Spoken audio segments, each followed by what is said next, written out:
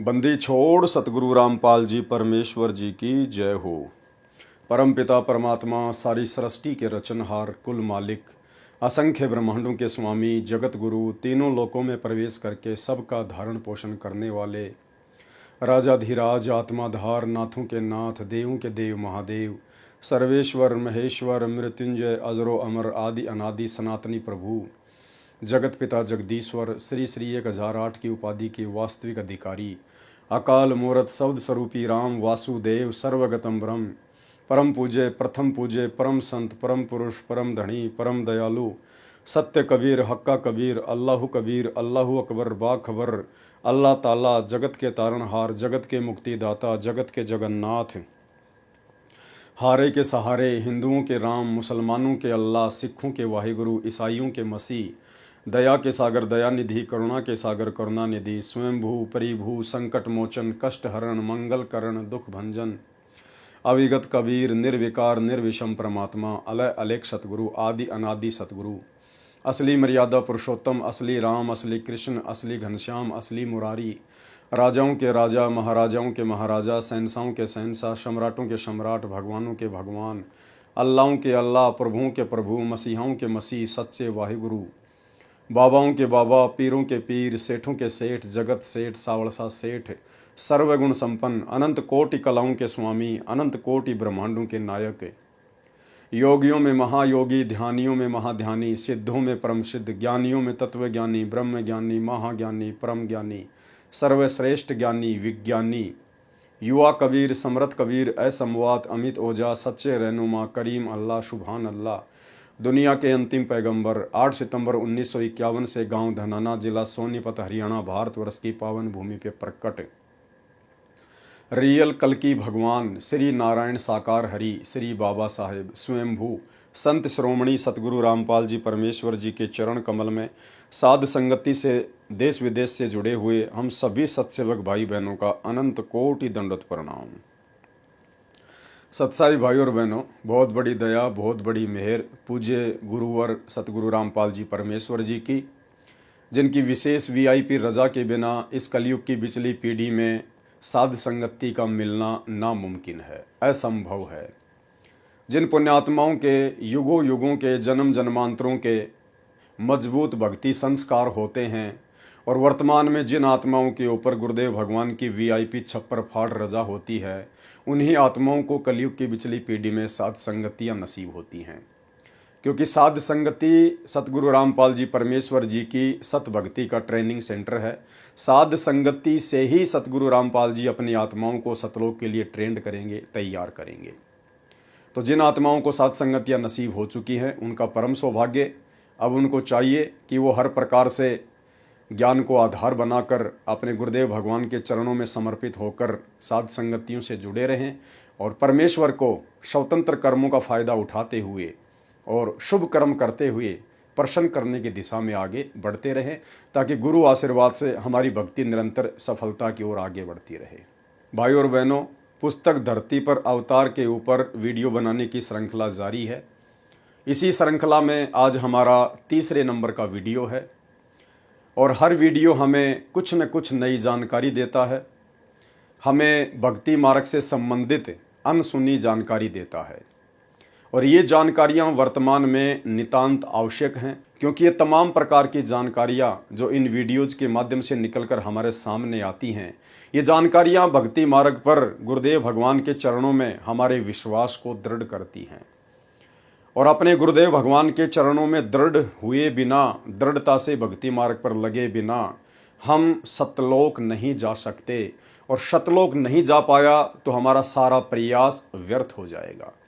तो हमने हर प्रकार से कोई भी कमी इस भक्ति मार्ग पर अब बाकी नहीं रखनी है।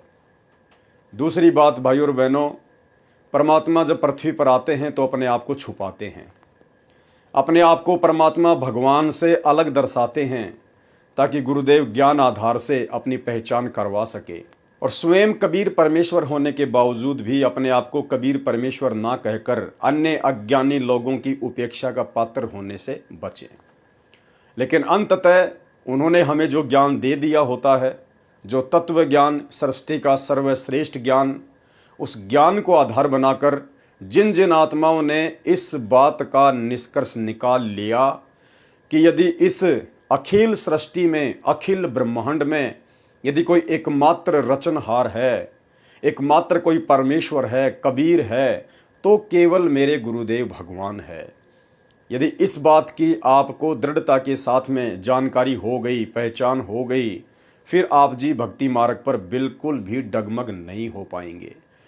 क्योंकि जो आत्मा अपने गुरुदेव भगवान को पहचान लेती है, उन्हें परमात्मा के रूप में हृदय से स्वीकार कर लेती है, उस आत्मा के घट में, उसके हृदय कमल में साक्षात सतगुरुदेव भगवान शब्द रूप में विराजमान हो जाते हैं। उसके बाद तीनों लोकों में कोई भी उस आत्मा को भ्रमित नहीं कर सकता। और भाइयों और बहनों, ये तभी संभव होगा जब हम हर प्रकार से ज्ञान को आधार बनाकर सतगुरु की पहचान कर लेंगे। आज का हमारा तीसरे नंबर का वीडियो अवतार की परिभाषा को लेकर है, क्योंकि सतगुरु रामपाल जी परमेश्वर जी की 90% संगत जो साध संगतियों से नहीं जुड़ी है, केवल सतलोक आश्रमों से जुड़ी है, उस संगत को अभी तक अवतार की परिभाषा का भी ज्ञान नहीं है। ना उन्हें कबीर परमेश्वर की परिभाषा का ज्ञान है, ना उन्हें कबीर परमेश्वर के गुणों का ज्ञान है, ना उन्हें सतगुरु की परिभाषा का ज्ञान है, और ना उन्हें अवतार की परिभाषा का ज्ञान है। भाइयों और बहनों, हमारे पूज्य गुरुदेव भगवान ने कभी भी अपने आप को कबीर नहीं कहा। सीधे तौर पर कभी भी नहीं कहा कि मैं ही कबीर हूं। और ना आपने कभी भी अपने गुरुदेव भगवान के मुख कमल से यह सुना होगा कि मैं कबीर जी का अवतार हूं। आपने इतना जरूर सुना है कि कबीर परमात्मा ने इस कलयुग की बिचली पीढ़ी में स्वयं ही आना था, लेकिन वो नहीं आए तो अपने दास को भेज दिया। उसके बाद में संगत इसी आधार से अपने पूज्य गुरुदेव भगवान को, कबीर परमेश्वर को, सतगुरु रामपाल जी को अवतार की परिभाषा में ले बैठी, अपनी खुद की छोटी सोच के आधार से, अपनी खुद की आध्यात्मिक अज्ञानता के आधार से। जबकि गुरुदेव भगवान ने कभी नहीं कहा कि मैं कबीर का अवतार हूं। अब उन आत्माओं से जब सवाल किया जाता है, जब साथ संगत वाले भाई बहन अपने ही गुरु भाई बहनों से जो सतलोक आश्रमों से जुड़े हुए हैं, उनकी कुसंगति से जुड़े हुए हैं, जब हम उनसे इस प्रकार के सवाल जवाब करते हैं गुरुदेव भगवान के परमेश्वर होने को लेकर, तो वो झट से कह देते हैं कि संत रामपाल जी कबीर जी नहीं है, क्योंकि कबीर तो माँ के गर्भ से जन्म नहीं लेता, जबकि अपने गुरुजी संत रामपाल जी तो गर्भ से जन्म लेकर आए हैं, और अपने गुरुजी तो कबीर जी के अवतार हैं। फिर हम उनसे सवाल करते हैं कि आप अपने गुरुजी को यदि कबीर नहीं मानते हैं, तो आप उनको कबीर का अवतार किस आधार से कह रहे हैं?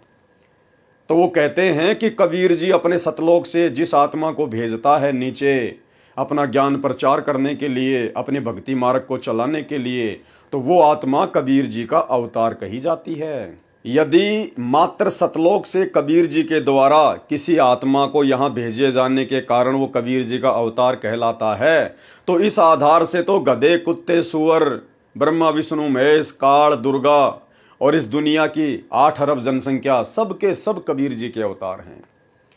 क्योंकि सतलोक से काल को किसने भेजा यहाँ? कबीर जी ने। तो कबीर जी ने भेजा तो फिर काल कबीर जी का अवतार हो गया। दुर्गा को किसने भेजा सतलोक से यहाँ? कबीर जी ने। तो दुर्गा भी कबीर परमात्मा का अवतार हो गई। हम असंख्य आत्माओं को दुर्गा के माध्यम से यहाँ किसने भेजा? कबीर परमेश्वर ने। तो हम सभी कबीर परमेश्वर के अवतार हैं। और फिर अपने कर्मों अनुसार जो गधे, कुत्ते, सुअर की योनियों में भटक रहे हैं, वो भी तो सतलोक से आए हुए हैं, उसी कबीर जी के द्वारा भेजे गए हैं। तो वो सारे कबीर के अवतार हो गए। तो बताओ अब हम कैसे इस बात के निष्कर्ष तक पहुंचें कि असल में कबीर का अवतार कौन है? क्या कबीर अपना अवतार भेजता भी है क्या, या खाली देखा देखी लोग कह रहे हैं कि संत रामपाल जी कबीर जी के अवतार हैं, कबीर जी के अवतार हैं? तो भाइयों और बहनों, पुस्तक धरती पर अवतार को लेकर आज हमारा जो तीसरे नंबर का वीडियो है, ये इसी कंसेप्ट को क्लियर करेगा कि वास्तव में संत रामपाल जी स्वयं कबीर परमात्मा हैं या कबीर जी के द्वारा भेजे गए कोई अवतार हैं। और जब तक ये कंसेप्ट क्लियर नहीं होगा, आप और हम भाई बहन चाहे लाख माला जप लें, हम भक्ति के आस पास भी नहीं हैं। क्योंकि सही प्रकार से भक्ति शुरू करने से पहले हमें अपने गुरुदेव भगवान की वास्तविक स्थिति का पूरा पूरा ज्ञान होना अति आवश्यक है। तो आज का वीडियो हमारे इसी कंसेप्ट को क्लियर करेगा। पुस्तक धरती पर अवतार का ये पेज नंबर 9 है, जहां पर सतगुरु रामपाल जी परमेश्वर जी ने काल ब्रह्म के अवतारों की जानकारी लिखी हुई है। ब्रह्म अर्थात काल के अवतारों की जानकारी। गीता अध्याय 4 का श्लोक 7 क्या कहता है? यदा यदा ही धर्मस्य ग्लानि भवति भारत अभ्युत्थानम अधर्मस्य तदा आत्मानं सृजामि अहम्। काल भगवान क्या कह रहा है? हे भारत यानी हे अर्जुन, जब जब धर्म की हानि और अधर्म की वृद्धि होती है तब तब ही मैं अपना अंश अवतार रचता हूं अर्थात उत्पन्न करता हूं। आगे तो कंसेप्ट क्लियर होगा ही होगा। समझदार व्यक्ति के लिए तो शुरुआत में ही कंसेप्ट क्लियर हो चुका है। अंश अवतार केवल ये काल, ये ब्रह्म उत्पन्न करता है।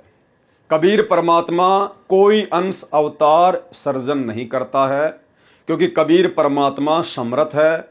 उन्हें किसी भी अपनी आत्मा को इस 21 ब्रह्मांड में भेजने की जरूरत नहीं पड़ती है। अनंत कोटि कलाओं का स्वामी उसी को कहा जाता है जो अपने सर्व कार्य करने में खुद ही समर्थ होता है।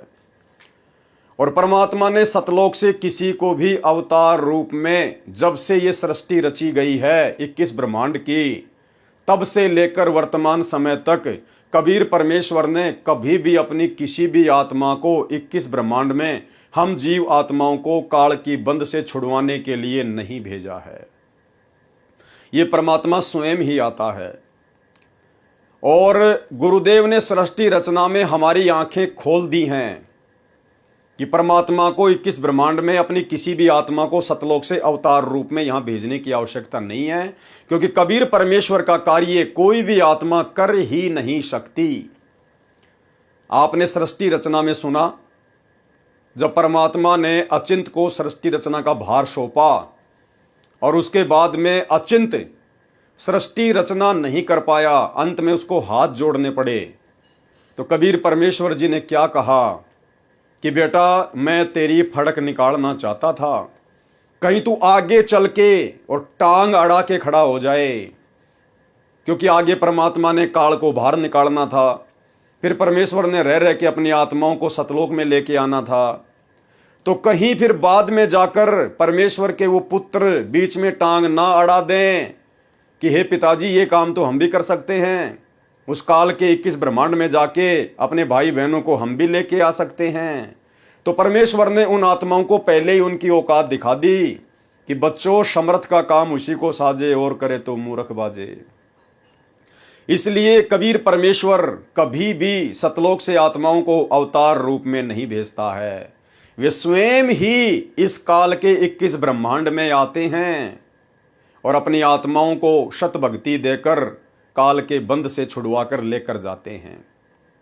अंश अवतार केवल ये काल 21 ब्रह्मांड का स्वामी ज्योति निरंजन उत्पन्न करता है, भेजता है, क्योंकि ये समर्थ नहीं है। ये केवल 1000 कला का स्वामी है। इससे ऊपर तो अक्षर पुरुष है जो 10,000 कला का स्वामी है। इसलिए काल अपने आप में समर्थ नहीं है और काल सभी के समक्ष अपने वास्तविक रूप में भी प्रकट नहीं होता है। उसने सौगंध खा रखी है, इसलिए उसकी मजबूरी है वो स्वयं ना आकर अपने अंश अवतार सर्जन करता है। तो भाई और बहनों, इस बात को दिलो दिमाग से निकाल देना कि संत रामपाल जी कोई कबीर जी के द्वारा भेजे गए अवतार होंगे। आगे पूरा कंसेप्ट क्लियर होने वाला है, वीडियो को ध्यान से सुनते जाइए। तो गीता अध्याय 4 श्लोक 7 का निष्कर्ष है कि जब जब धरती पर धर्म की हानि और अधर्म की वृद्धि होती है तो ये काल कहता है कि तब तब मैं अपना अंश अवतार रचता हूं अर्थात उत्पन्न करता हूं। जैसे विष्णु के रूप में श्री रामचंद्र जी को भेज दिया, फिर द्वापर में श्री कृष्ण जी को भेज दिया। इस प्रकार से ये काल अपने अंश अवतार सर्जन करता है। जैसे श्रीमद् भगवत गीता अध्याय 4 श्लोक 7 में गीता ज्ञानदाता ने कहा है कि जब जब धर्म में घृणा उत्पन्न होती है, धर्म की हानि होती है तथा अधर्म की वृद्धि होती है, तो मैं काल अर्थात ब्रह्म क्षर पुरुष अपने अंश अवतार अर्थात अपनी आत्माओं को सर्जन करता हूं अर्थात उत्पन्न करता हूं। जैसे श्री रामचंद्र जी तथा श्री कृष्णचंद्र जी को काल ब्रह्म ने ही पृथ्वी पर उत्पन्न किया था, जो स्वयं श्री विष्णु जी ही माने जाते हैं। लेकिन आपको एक भी एग्जाम्पल सतयुग से लेकर वर्तमान कलयुग की पिछली पीढ़ी तक देखने को नहीं मिलेगा कि कबीर परमेश्वर ने कभी भी किसी भी युग में सतलोक से अपनी किसी आत्मा को अवतार रूप में भेजा हो। सतयुग में हम सब जानते हैं, गुरुदेव भगवान ने तोते की तरह रटा दिया है कि सतयुग में खुद कबीर परमात्मा सत सुकृत ऋषि के नाम से प्रकट हुए थे। यानी सतयुग में उन्होंने अपना कोई अवतार नहीं भेजा, खुद कबीर परमात्मा ही धरती पर सशरीर प्रकट हुए थे और एक संत जैसी भूमिका किया करते थे। जैसे आज सतगुरु रामपाल जी के रूप में वो दुनिया को एक साधारण मनुष्य की भांति ज्ञान समझा रहे हैं, उसी प्रकार की लीला उन्होंने सतयुग में की। उसके बाद त्रेता युग में उस कबीर परमेश्वर ने किसी को भी अवतार रूप में नहीं भेजा, खुद ही मुनिंदर ऋषि का रूप धारण करके सशरीर पृथ्वी पर प्रकट हुए। उसके बाद द्वापर युग में उस कबीर परमेश्वर ने किसी को भी सतलोक से अपने अंश अवतार रूप में नहीं भेजा, वे स्वयं ही करुणामय ऋषि के नाम से सशरीर प्रकट हुए और अपना ज्ञान प्रचार किया। फिर कलयुग के प्रथम चरण में वही कबीर परमात्मा अपने वास्तविक वैदिक नाम कबीर नाम से और 1398 में काशी के लहर तारा तालाब में कमल के विकसित फूल पर शिशु रूप में प्रकट हुए और परमेश्वर ने अपना ज्ञान प्रचार किया। लेकिन दुनिया उनको नहीं समझ पाई कि ये कबीर परमात्मा है। उसके बाद लगभग 350 साल पहले आदरणीय गरीबदास जी के रूप में खुद ही कबीर परमात्मा धरती पर प्रकट हुए। अर्जुन सर्जुन के प्रकरण में आपकी आंखें खुल जानी चाहिए कि गरीबदास जी के रूप में जो प्रकट हुए थे छुडानी में, वो कौन थे? खुद कबीर परमात्मा थे। और आज वर्तमान में खुद सतगुरु रामपाल जी के रूप में वही कबीर परमात्मा धरती पर प्रकट है। भाई, जब आज से पहले परमात्मा ने कभी भी सतलोक से किसी भी आत्माओं को अवतार रूप में नहीं भेजा, तो वर्तमान में संत रामपाल जी को क्यों भेजेंगे अवतार रूप में? और सतलोक से आई हुई आत्मा फिर क्यों मां के गर्भ से जन्म लेगी? सतलोक आश्रमों से जुड़े हुए भाई बहनों का कहना है कि संत रामपाल जी ने तो इंद्रो माई की कोख से जन्म लिया है। इस पुस्तक के जो लेखक हैं डॉक्टर सरदार सूरजपाल सिंह MA PhD, वो खुद लिख रहे हैं कि सतगुरु रामपाल जी ने इंद्रो माई की कोख से जन्म लिया है। तो चलिए आप लोगों की बात को हम बड़ा करते हैं इस प्रकरण को समझने के लिए। आप सतलोक आश्रम मैनेजमेंट हरियाणा वालों के द्वारा आप लोगों के हिसाब से यदि संत रामपाल जी कबीर जी के अवतार हैं, क्योंकि आप उनको कबीर जी का अवतार ही मानते हैं, क्योंकि 8 सितंबर को आप उनका जन्मदिन मनाते हैं। अगर आप संत रामपाल जी को ही कबीर भगवान मान लिए होते तो जून के महीने में वो दाढ़ी मूंछ वाली कबीर जी के समझे जाने वाली नकली फोटो को भगवान मानकर उसका कबीर प्रकट दिवस कभी ना मनाते। लेकिन आप लोगों को भगवान लगती है वो मुर्दा फोटो, और जो जिंदा सतगुरु है वो आपको लगता है कबीर का अवतार। तो भाई और बहनों, आपके अनुसार यदि संत रामपाल जी कबीर जी के अवतार हैं, कबीर जी के द्वारा भेजी गई कोई आत्मा है, तो सबसे पहली बात तो ये कि सतलोक में जो आत्माएं हैं वो कौन आत्मा है? वे सभी आत्मा मोक्ष प्राप्त हैं। वे सभी आत्मा मोक्ष प्राप्त हैं। उन आत्माओं का 21 ब्रह्मांड में किसी भी जीव आत्मा के साथ में कोई ऋण संबंध नहीं है।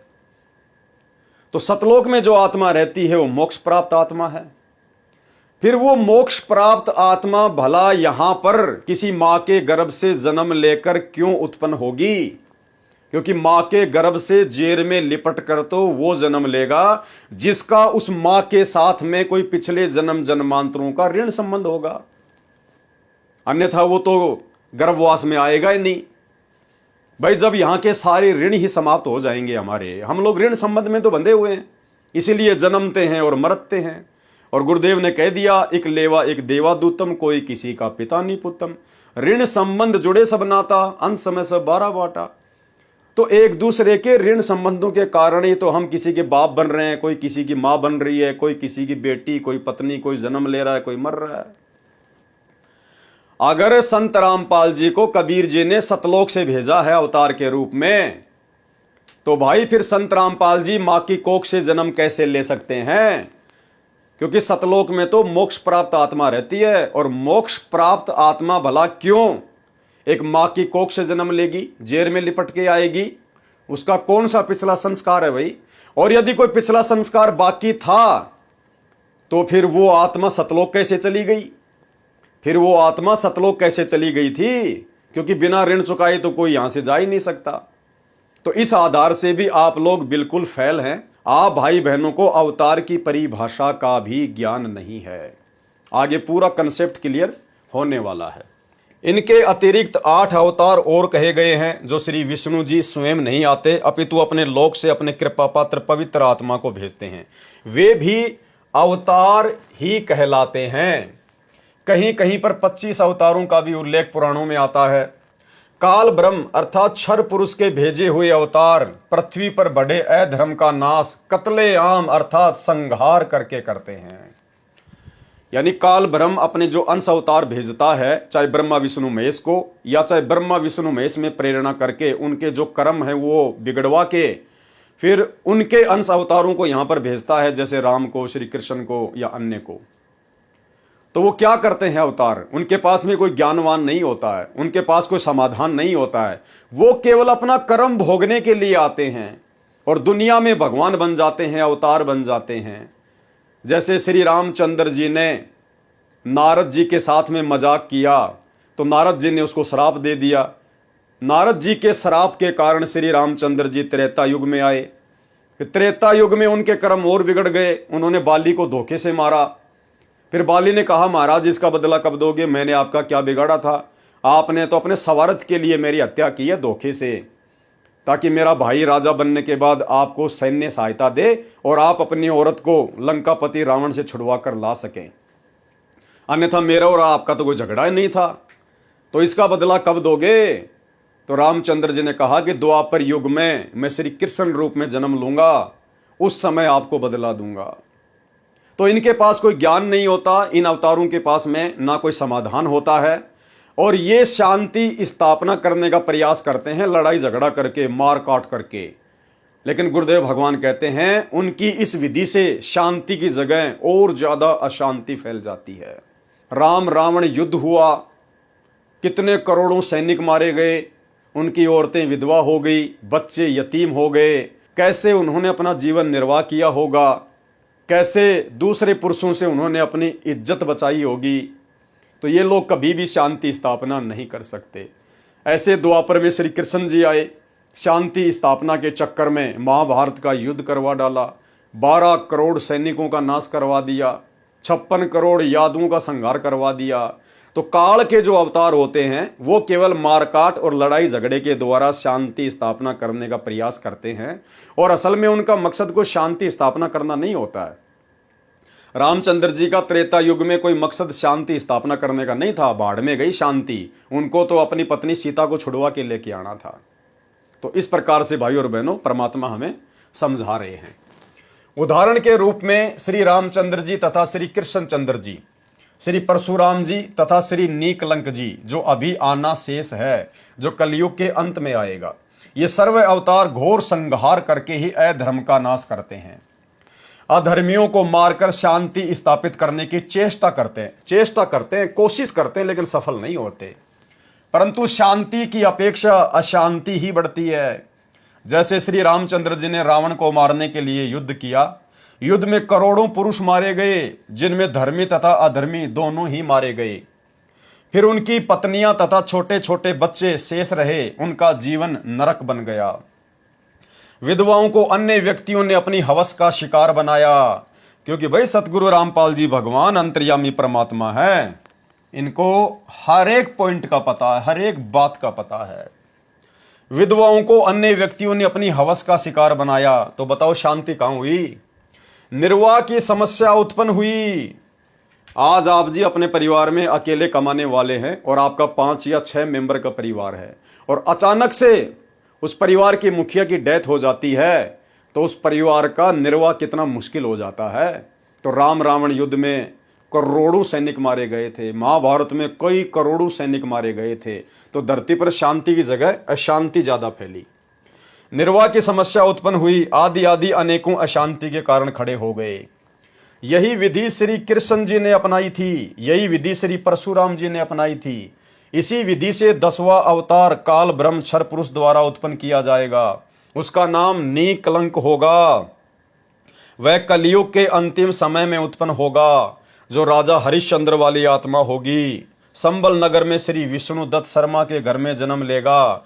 उस समय सर्व मानव अत्याचारी अन्यायी हो जाएंगे, यानी लाखों साल की बाद की बात है ये। उन सर्व को मारेगा। उस समय जिन जिन मनुष्यों में परमात्मा का डर होगा, और डर होगा किन में उस समय, आज से 2-3 लाख साल बाद में जब वो निकलंक आएगा, काल के द्वारा भेजा गया अवतार राजा दशरथ की आत्मा जो सतयुग में राजा था, वो मारेगा किनको, जो अत्याचारी होंगे, अन्यायी होंगे, अधर्मी होंगे। और जिन आत्माओं में जरा सी भी धार्मिकता बची होगी, वो उनको हाथ भी नहीं लगाएगा। अब वो धार्मिक आत्मा कौन होंगी? वर्तमान में जो सतगुरु रामपाल जी परमेश्वर जी के भक्ति मार्ग में जो फिसल जाएंगी। इस कलयुग की पिछली पीढ़ी में परमात्मा जितने भी आत्माओं को अपनी शरण में लेंगे, वो आत्माएं जो पार नहीं हो पाई, किसी भी कारण से रह जाएंगी, फिर वो बार बार मनुष्य जन्म लेती रहेंगी, भक्ति करते रहेंगी, उनका भक्ति धन जुड़ता चला जाएगा। वही आत्माएं उस समय जिनमें थोड़ी बहुत धार्मिकता शेष होगी, और जिनको वो निकलंक नाम का अवतार नहीं मारेगा, वो वही आत्मा होंगी। कुछ सदाचारी होंगे, उनको छोड़ दिया जाएगा, अन्य सभी को मार डालेगा। ये विधि है ब्रह्म काल पुरुष के अवतारों की अधर्म का नाश करने तथा शांति स्थापना करने की। तो काल भगवान के अवतारों की आपको विस्तृत जानकारी मिल गई है कि काल अपना अंश अवतार यहां भेजता है, क्योंकि वो समर्थ नहीं है। अब हम बात करेंगे कबीर परमात्मा की, सत्य पुरुष की। क्या सत्य पुरुष भी अपना अवतार भेजता है? अगर अवतार भेजता है तो बात तो यहां पर अवतारों की चल रही है, तो जरूर परमात्मा लिखेंगे कि हां सत्य पुरुष भी अपना अवतार भेजता है। लेकिन गुरुदेव क्या कह रहे हैं, ये तो बड़े आश्चर्य की बात है आप सतलोक आश्रमों से जुड़े हुए भाई बहनों के लिए। आप तो अपने गुरुजी को कबीर जी की आत्मा मानते हो, कबीर जी का भेजा हुआ अवतार मानते हो, लेकिन गुरुजी ने तो मना कर दिया। यहां तो मना कर दिया गुरुजी ने कि कबीर जी कोई अवतार नहीं भेजता है। देखिए, परम अक्षर ब्रह्म अर्थात सत्य पुरुष के अवतारों की जानकारी। अब ये परम अक्षर ब्रह्म कौन है? ये कबीर परमात्मा है। सत्य पुरुष कौन है? ये कबीर परमात्मा है। तो परम अक्षर ब्रह्म अर्थात सत्य पुरुष के अवतारों की जानकारी। नंबर 1 ध्यान से पढ़ लेना भाइयों और बहनों। परम अक्षर ब्रह्म स्वयं पृथ्वी पर प्रकट होता है, वह शरीर आता है। कबीर परमात्मा कोई अवतार नहीं भेजता है, सतलोक से किसी आत्मा को नहीं भेजता है, क्योंकि एक आत्मा दूसरी आत्मा को 21 ब्रह्मांड से बाहर निकालने में सक्षम नहीं है। समर्थ का काम उसी को साजे, और करे तो मूर्ख बाजे। इस प्रकरण में अवतारों की बात चल रही है। ऊपर गुरुदेव ने काल के अवतारों की जानकारी दे दी, वो कैसे भेजता है, वो क्या करते हैं। अब यहां समझदार को संकेत ही काफी है, जबकि यहां तो स्पष्ट लिख दिया गुरुदेव ने कि परम अक्षर ब्रह्म यानी कबीर परमात्मा, परम अक्षर ब्रह्म स्वयं पृथ्वी पर प्रकट होता है, वह शरीर आता है। किसी मां की कोख से जन्म लेके नहीं आता, किसी मां के गर्भ से जेर में लिपट के नहीं आता। जैसा कि आप सतलोक आश्रम वाले भाई बहन अपने गुरुदेव भगवान के विषय में कहते हो, आप लोगों को कहते हुए शर्म भी नहीं आती कि संत रामपाल जी का जन्म हुआ है। अरे संत रामपाल जी तो अपने आप को छुपाते हुए लाख बार कहेंगे कि मेरा तो जन्म हुआ है, मेरी माता का नाम इंद्रोमाई है, मेरे पिता का नाम भगत नंदराम है। वो लाख बार कहेंगे, वो कह सकते हैं अपने आप को छुपाते हुए। लेकिन हम भक्तों को क्या अधिकार है ये कहने का कि हमारे गुरुजी ने इंद्रोमाई की कोख से जन्म लिया है? वो भगत नहीं है फिर। अभी वो भगत बना नहीं है, उसको सतगुरु के तत्व ज्ञान की अभी छींट भी नहीं है। परम अक्षर ब्रह्म स्वयं पृथ्वी पर प्रकट होता है, जैसा कि आज पृथ्वी पर प्रकट हो चुके हैं। सह शरीर 8 सितंबर 1951 को गांव धनाना, जिला सोनीपत, हरियाणा में परम अक्षर ब्रह्म स्वयं पृथ्वी पर प्रकट होता है। वह सह शरीर आता है, किसी मां के गर्भ से जन्म लेके नहीं आता, और सह शरीर लौट जाता है, सह शरीर ही लौट जाता है। आज तक परमात्मा, क्योंकि हमें तो सतयुग से लेकर वर्तमान समय का ही पता है, सतयुग से लेकर वर्तमान समय तक बता दीजिए कबीर परमात्मा कब चिता पर लेट के गए, बता दीजिए। सतयुग में परमात्मा आए, सह शरीर आए, सह शरीर गए। त्रेता में परमात्मा आए, सह शरीर आए, सह शरीर गए। द्वापर में परमात्मा आए, सह शरीर आए, सह शरीर गए। कलयुग के प्रथम चरण में आए, सह शरीर आए, सह शरीर गए। गरीबदास जी के रूप में आए, सह शरीर आए, और अंत में सह शरीर ही गए। ग्रंथ साहिब की भूमिका में लिखा है, जब उनकी अस्थियां वगैरह इकट्ठी करने गए तो अस्थियां नहीं मिली। बाद में उनको बड़ा दुख हुआ कि ये तो परमात्मा थे, स्वयंभू थे, इनका तो तेज पुंज का शरीर था। और छुड़ानी में परमेश्वर ने वो लीला की शरीर छोड़ने की। उसके बाद उसी रूप में, उसी उम्र में 35 साल तक सहारनपुर में रहे, वहां जाके परमात्मा प्रकट हो गए। तो सह शरीर आए और सह शरीर ही गए। सतगुरु रामपाल जी भगवान भी, ये कबीर परमेश्वर भी वर्तमान में सह शरीर ही आए हैं। आज भले ही हम भक्तों को यकीन ना हो, हम दुनिया की बात नहीं करेंगे, दुनिया के इतने मजबूत संस्कार नहीं हैं कि पहली बात तो वो संत रामपाल जी के शरण में आ जाए और शरण में आने के बाद इन चीजों को समझ सके। इन गूढ़ रहस्यों को समझने की दया तो परमेश्वर के युगों युगों के माल के ऊपर होती है। बाकी तो खुद के भाई बहन ही मजाक उड़ाएंगे, इन बातों को अपने भेजे में वो पचा नहीं पाएंगे। और यही कारण है आज 90% संगत स्वयं सतगुरु रामपाल जी परमेश्वर जी की इनको कबीर जी का अवतार ही मानती है, इनको कबीर नहीं मानती है। तो परमेश्वर आज भी सह शरीर आए हैं और सह शरीर ही जाएंगे। वह सह शरीर आता है, सह शरीर लौट जाता है। यह लीला वह परमेश्वर 2 प्रकार से करता है। कै यानी 1 नंबर, प्रत्येक युग में शिशु रूप में किसी सरोवर में कमल के फूल पर वन में प्रकट होता है। वहां से निसंतान दंपत्ति उसे उठा ले जाते हैं, फिर लीला करता हुआ बड़ा होता है तथा आध्यात्मिक ज्ञान प्रचार करके अधर्म का नाश करता है। सरोवर के जल में कमल के फूल पर अवतरित होने के कारण परमेश्वर नारायण कहलाता है। नार यानी जल, आयन मानी आने वाला, अर्थात जल पर निवास करने वाला नारायण कहलाता है। नंबर 2, दूसरी विधि क्या है?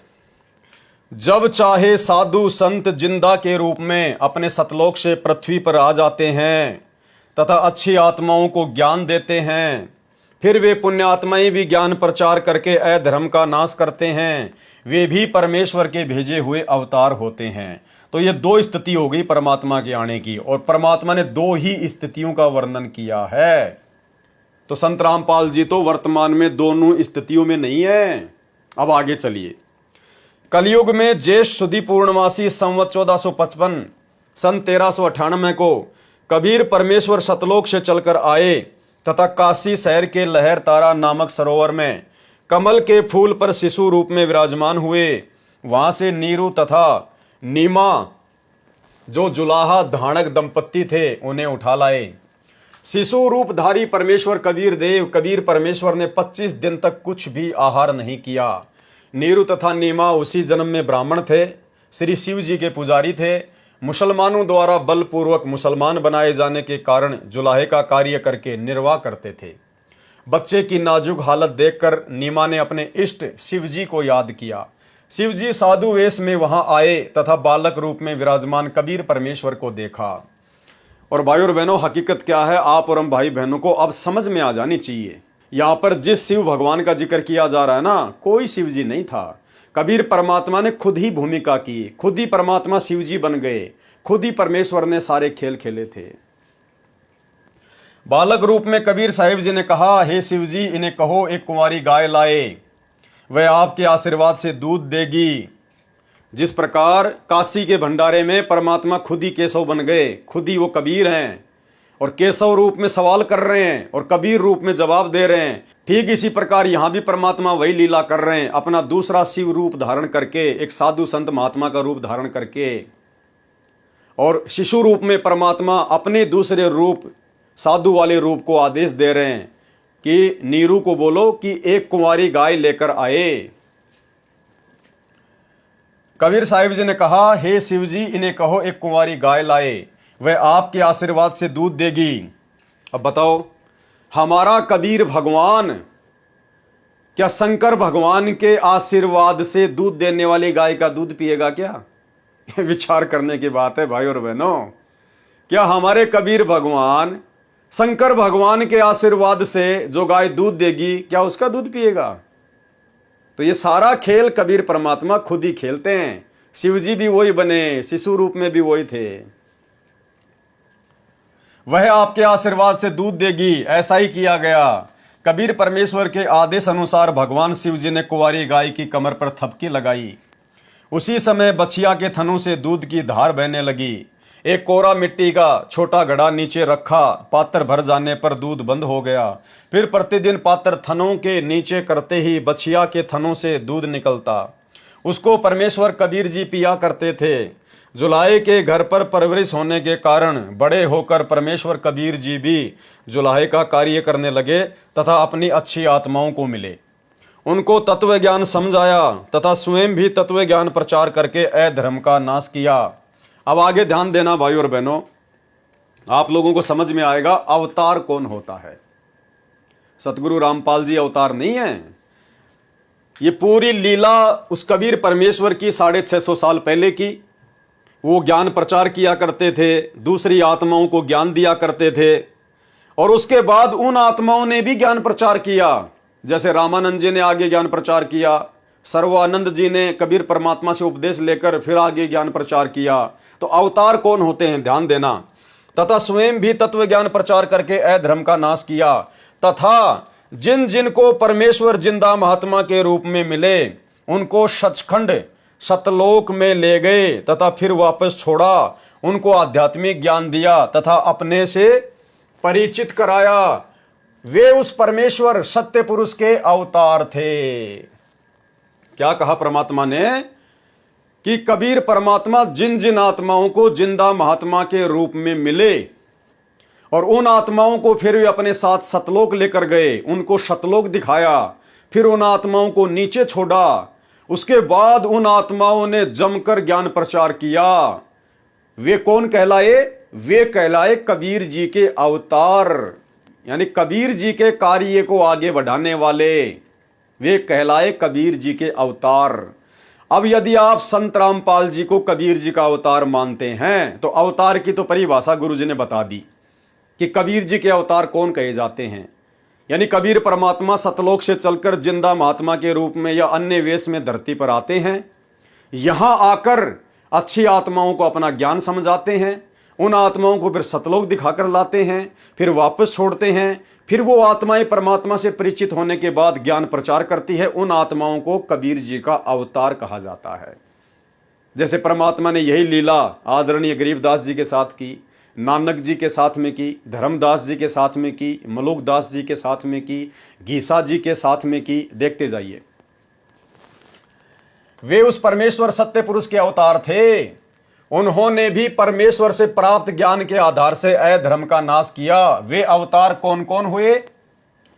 वो अवतार हैं आदरणीय धर्मदास जी, आदरणीय मलुकदास जी। अब आप लोगों के अनुसार, सतलोक आश्रम वाले भाई बहनों के अनुसार, यदि संत रामपाल जी कबीर जी के अवतार हैं तो अवतार कौन होता है, उसकी पहचान बताइए। और कौन कौन अवतार थे? आदरणीय धर्मदास जी, क्योंकि आदरणीय धर्मदास जी को कबीर परमात्मा सतलोक से आकर मिले, उनको सतलोक दिखाया। उसके बाद में धर्मदास जी ने आगे ज्ञान प्रचार किया, इसलिए धर्मदास जी कबीर जी के क्या कहलाए? अवतार।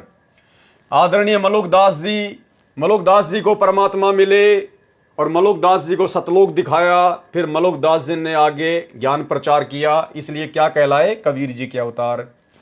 आदरणीय नानक देव जी सिख धर्म के प्रवर्तक, कबीर परमात्मा जिंदा महात्मा के रूप में बेई नदी पर मिले, नानक जी को ज्ञान दिया, सतलोक दिखाया, वापस छोड़ा, फिर नानक जी ने ज्ञान प्रचार किया, इसलिए नानक जी क्या कहलाए? परमात्मा के अवतार।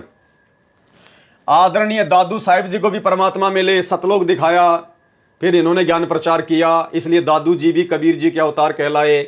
आदरणीय गरीबदास साहिब जी गांव छुडानी जिला झज्जर हरियाणा वाले तथा आदरणीय घीसा दास साहिब जी गांव खेकड़ा जिला मेरठ उत्तर प्रदेश वाले, ये उपरोक्त सर्व अवतार, ये उपरोक्त क्या थे? अवतार। किसके? परम अक्षर ब्रह्म सत्य पुरुष के थे। ये सभी आत्माएं कबीर जी के अवतार थे। तो अवतार की क्या पहचान बताई परमात्मा ने? ध्यान से सुनना भाई और बहनों, यही कंसेप्ट क्लियर हो जाएगा। अवतार कौन होते हैं? अवतार कौन कहलाते हैं? क्या परिभाषा बताई? कबीर परमात्मा सतलोक से सशरीर आकर जिंदा महात्मा के रूप में या साधु महात्मा के रूप में, या जैसे परमात्मा शिशु रूप में आए 650 साल पहले, बड़े होकर जिन जिन आत्माओं को ज्ञान दिया, फिर उन आत्माओं को परमात्मा ने सतलोक दिखाया, उनको सचखंड लेकर गए, फिर उनको नीचे छोड़ा, और फिर जिन जिन आत्माओं ने आगे कबीर जी का ज्ञान प्रचार किया, वो क्या कहलाए? कबीर जी के अवतार। ये अवतार की परिभाषा गुरु जी ने बता दी, मैं अपनी तरफ से नहीं बता रहा, सतगुरु रामपाल जी भगवान ने लिखी है।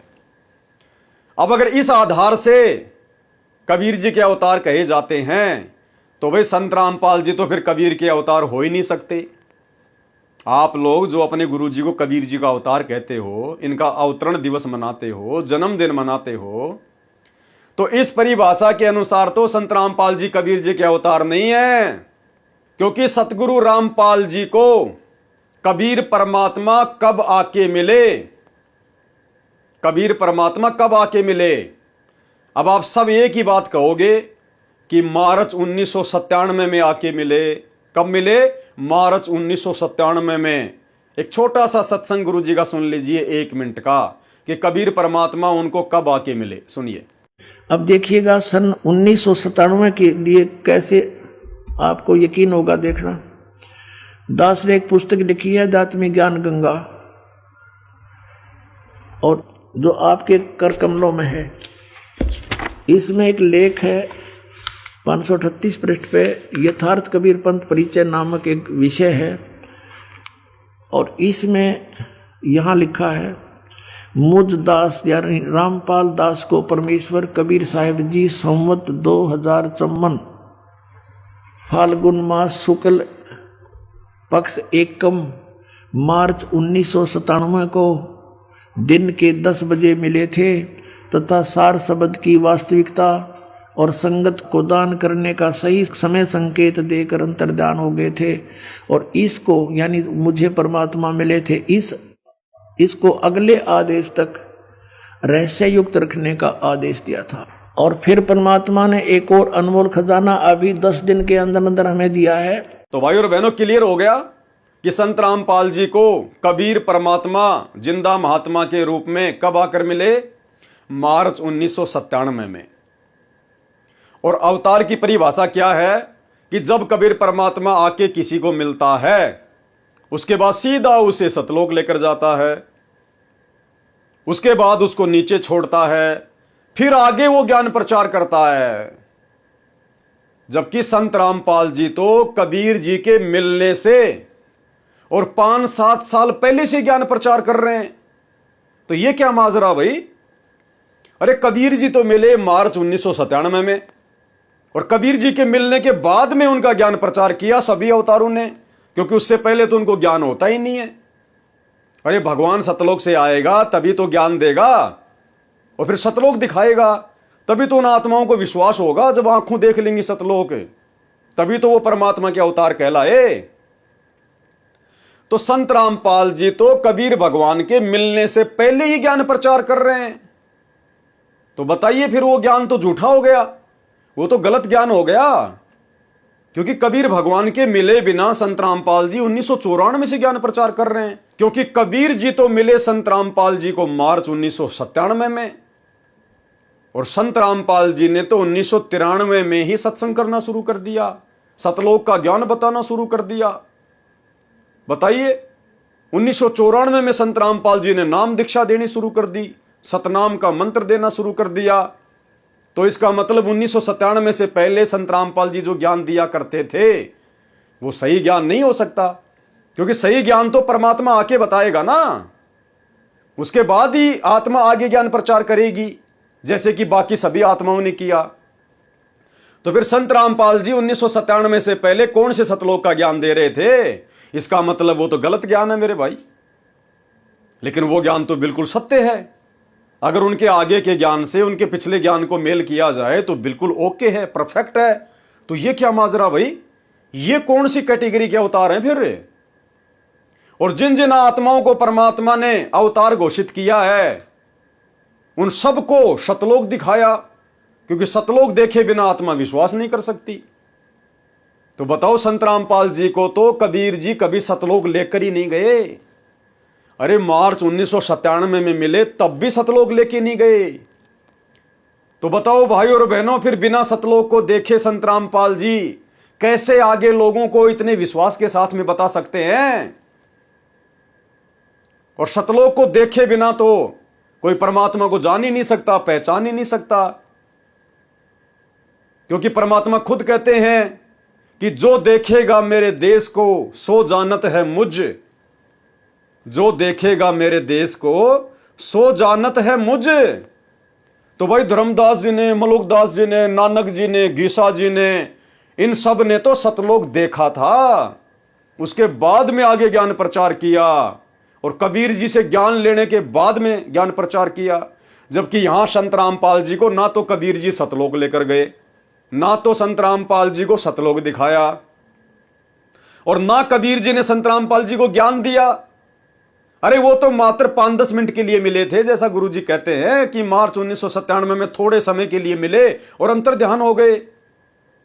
तो बताओ भाई और बहनों, फिर ये कौन सी कैटेगरी के अवतार हैं? तो अब तो कम से कम आपकी आंखें खुल जानी चाहिए। अरे ये स्वयं कबीर भगवान है, इनको भला कौन सतलोक दिखा देगा? ये दुनिया को जिंदा बाबा के रूप में सतलोक दिखाकर लेकर आते हैं। इन्हें भला कौन सतलोक दिखा देगा? इन्हें भला कौन ज्ञान दे देगा? जो जगत गुरु हैं। जगत गुरु पूरी सृष्टि में एक ही होता है, 2 नहीं होते, 4 नहीं होते। और जगत गुरु केवल खुद कबीर भगवान है। क्या कहते हैं परमात्मा अपने विषय में कि जाति हमारी जगत गुरु। ये कबीर परमात्मा की जाति है जगत गुरु। आप और हमारी जाति है जीव, जीव हमारी जाति है, मानव धर्म हमारा। और परमेश्वर की जाति क्या है? जाति हमारी जगत गुरु और परमेश्वर है पंथ। गरीब दास लिखत पड़े, मेरा नाम निरंजन कंत। तो इस जिंदा महात्मा को, इस सतलोक के राजा को भला कौन सतलोक दिखा देगा? ये तो दुनिया को सतलोक दिखाकर वापस लाते हैं, छोड़ते हैं, अपने गवाह बनाते हैं। तो ये स्वयं कबीर परमात्मा है। अन्यथा अवतार की परिभाषा गुरु जी ने धर्मदास जी, नानक जी, मलुकदास जी, गीसा दास जी आदि को माध्यम बनाकर बता दी है कि अवतार तो वो होता है जिसको 2 कोड़ी का ज्ञान नहीं होता और मां के गर्भ से जेर में लिपट के आता है, जीव जूनी का प्राणी होता है, और उसको परमात्मा आके ज्ञान देता है और फिर उसको सतलोक दिखा के लाता है, तब उसको विश्वास होता है। वो फिर आगे परमात्मा का ज्ञान प्रचार करते हैं, उनको कहते हैं अवतार।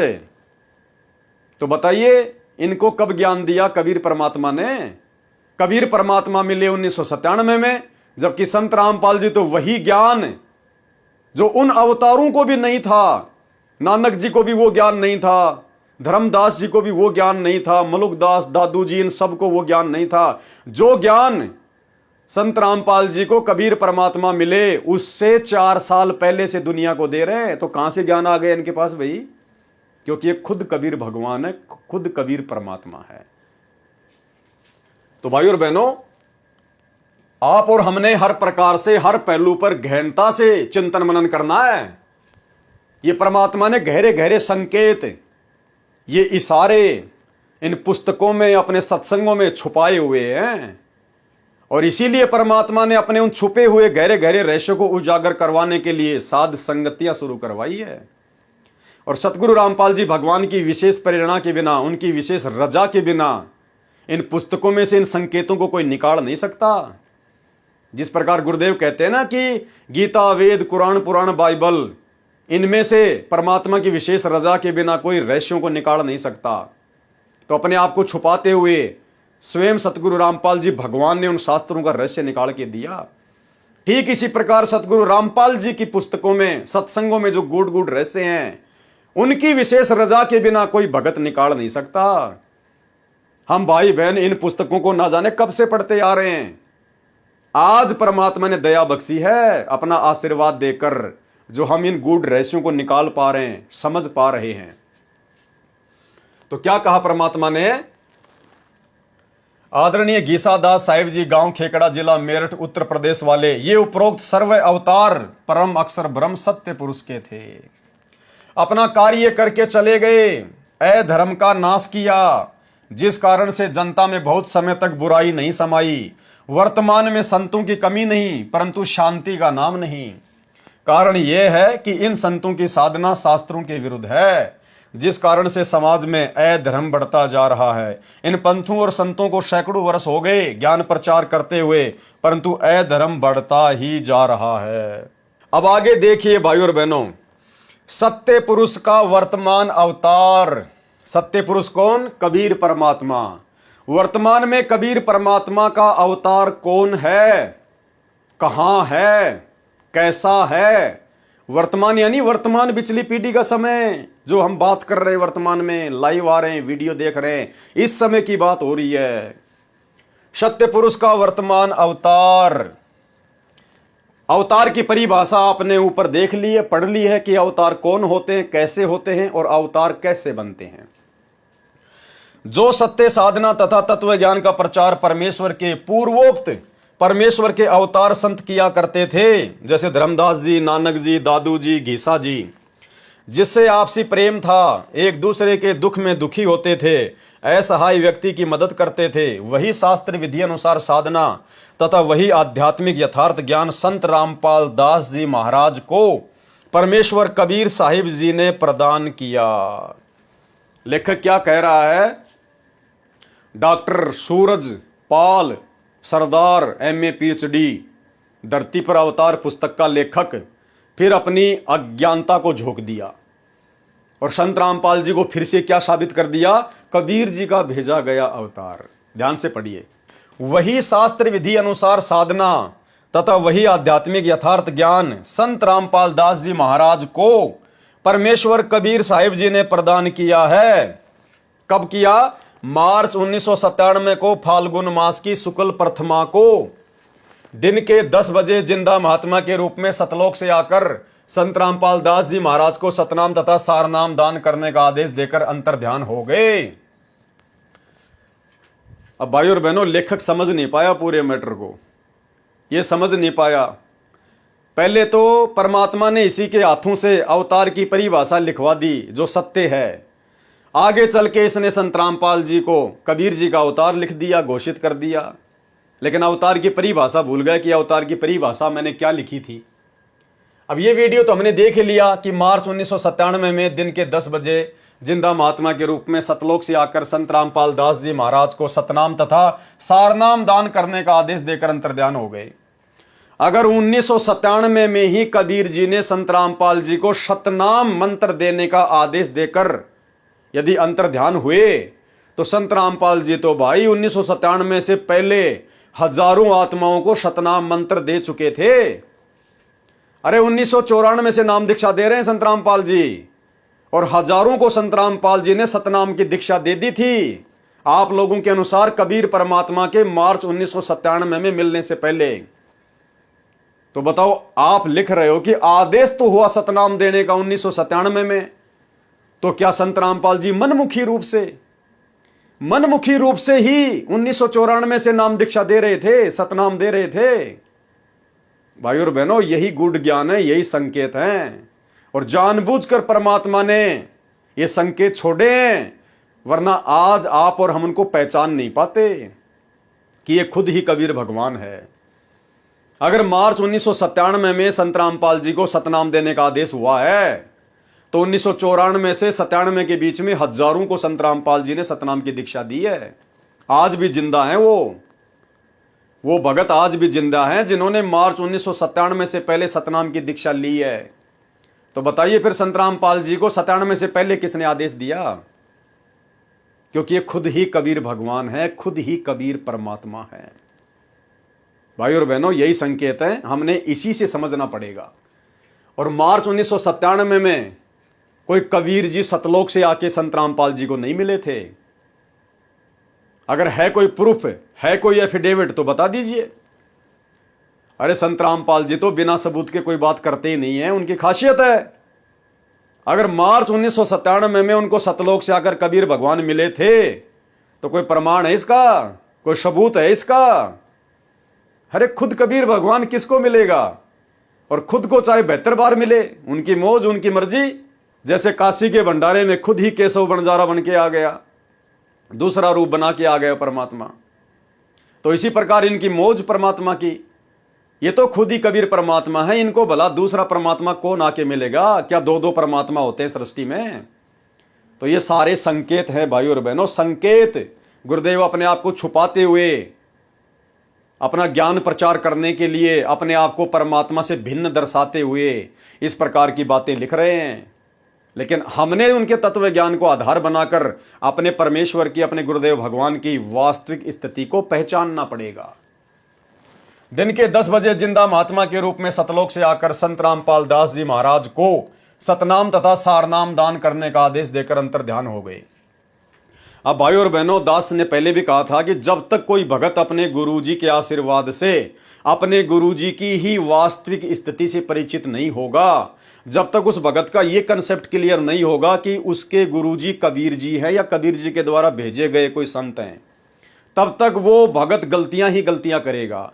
और ये लेखक गलतियां कर रहा है। पीछे तो लिख रहा है कि सत्य पुरुष के अवतारों की जानकारी, कि सत्य पुरुष पूर्ण ब्रह्म परमात्मा परम अक्षर ब्रह्म खुद ही सतलोक से सशरीर प्रकट होता है।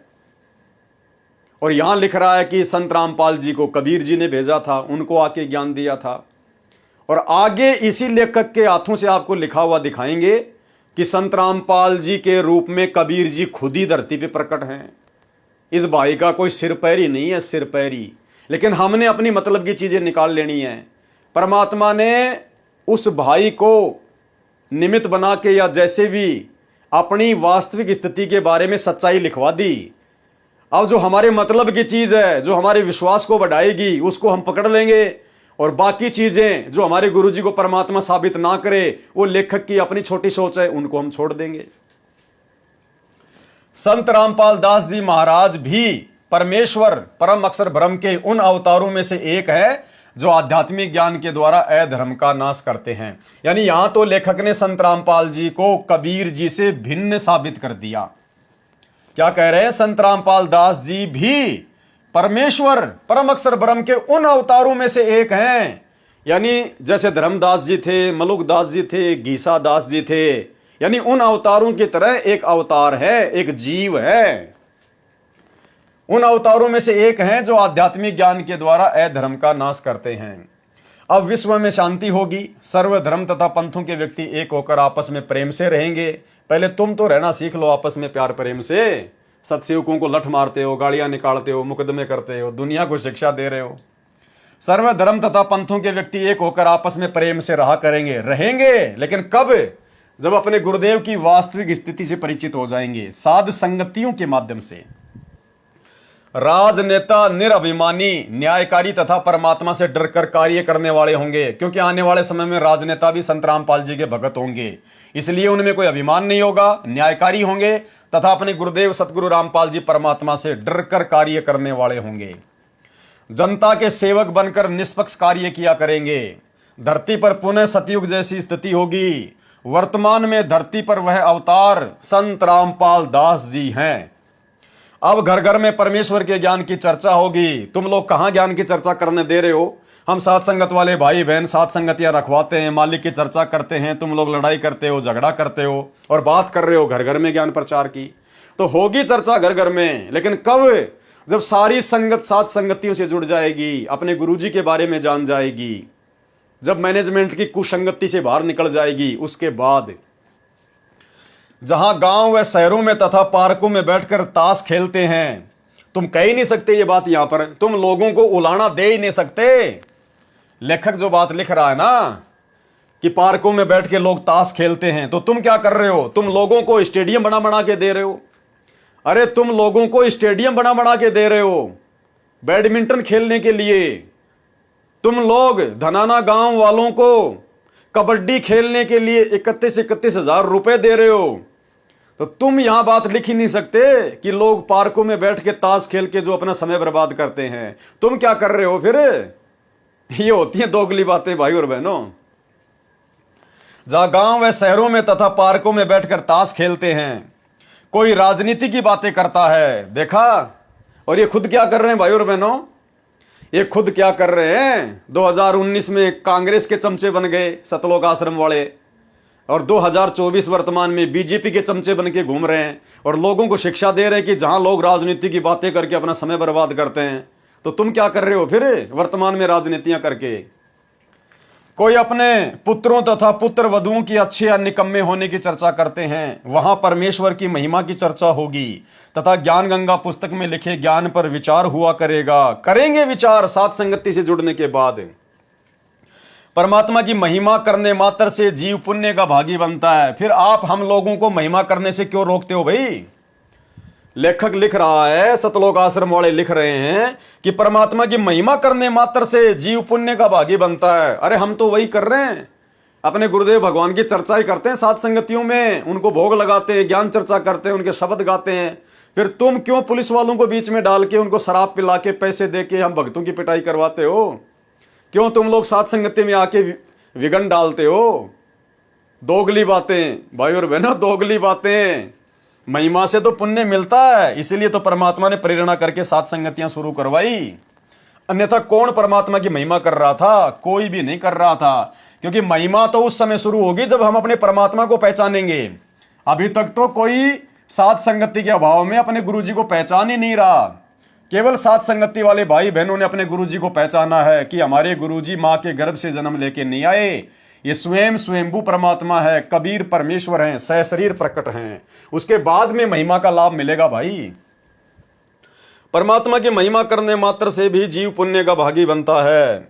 फिर शास्त्र विधि अनुसार साधना करके जीवन सुखी बनाएंगे तथा आत्म कल्याण कराएंगे। धरती पर कलयुग में सतयुग जैसा समय आएगा।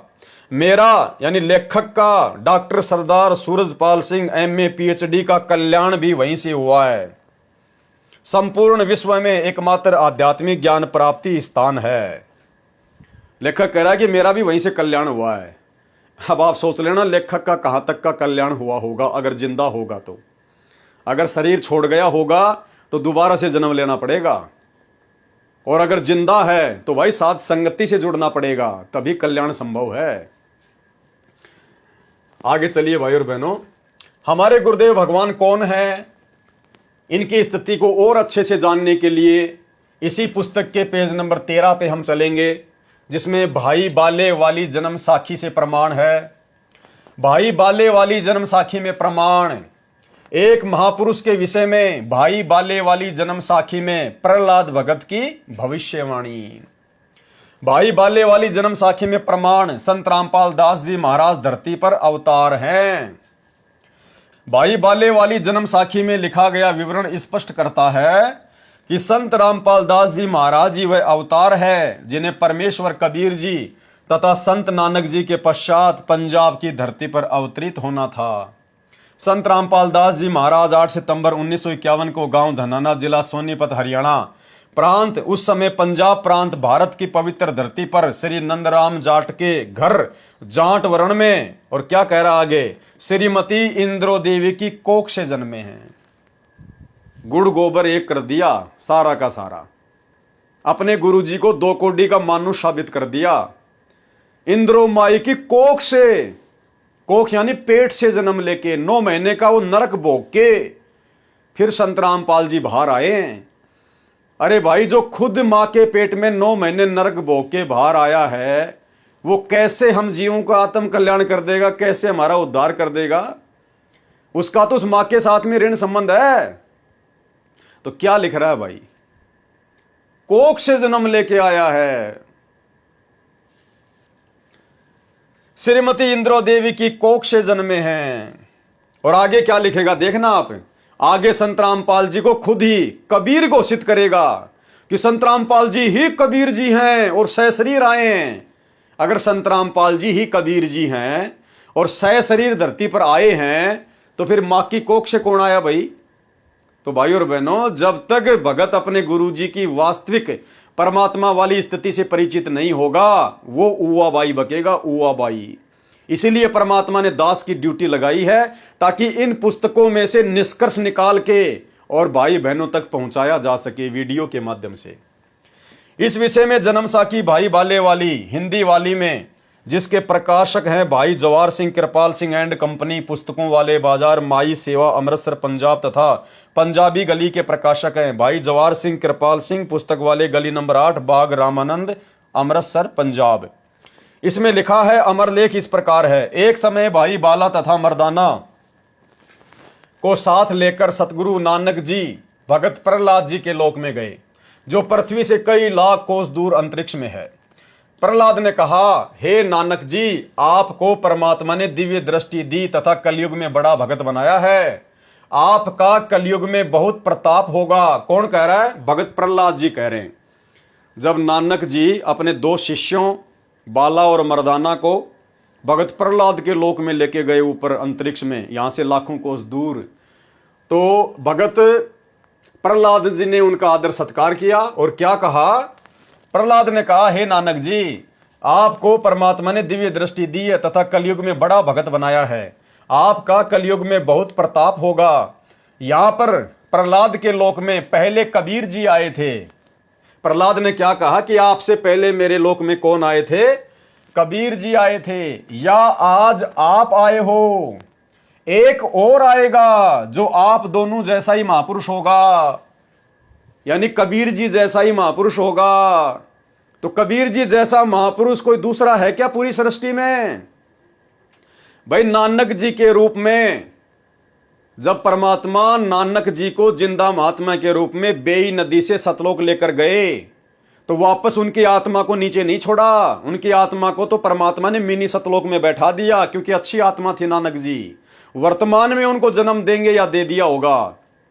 और जब वापस आए तो नानक जी के रूप में फिर आगे की पूरी लीला कबीर परमात्मा ने खुद ही की थी। क्योंकि नानक जी के जीवन काल में फिर आप जी आगे जो चमत्कार देखेंगे ना, तो ऐसे चमत्कार परमात्मा ही करते हैं। भगत को चमत्कार करने की आज्ञा इस मार्ग में नहीं है। अगर उसके बाद नानक जी आत्मा थी तो आत्मा को कबीर परमात्मा के नियम और मर्यादा अनुसार सिद्धियां दिखाने का, चमत्कार करने का आदेश नहीं है। एक भगत भला कैसे परमात्मा की मर्यादा तोड़ के बाला मर्दाना को आंख बंद करते ही श्रीलंका ले जाएगा समुद्र के ऊपर? कैसे यहां से लाखों कोस दूर भगत प्रहलाद के लोक में लेके जाएगा? वो तो अपनी भक्ति का नाश कर रहा है, दुरुपयोग कर रहा है वो तो। क्योंकि 650 साल पहले नानक जी परमात्मा के समकालीन थे और नानक जी ने कबीर परमात्मा से काशी में जाके सतनाम की दीक्षा ली थी। तो नानक जी की तो फिर मर्यादा ही खंडित थी, क्योंकि वो तो अपनी सिद्धियां दिखा रहे थे, चमत्कार दिखा रहे थे।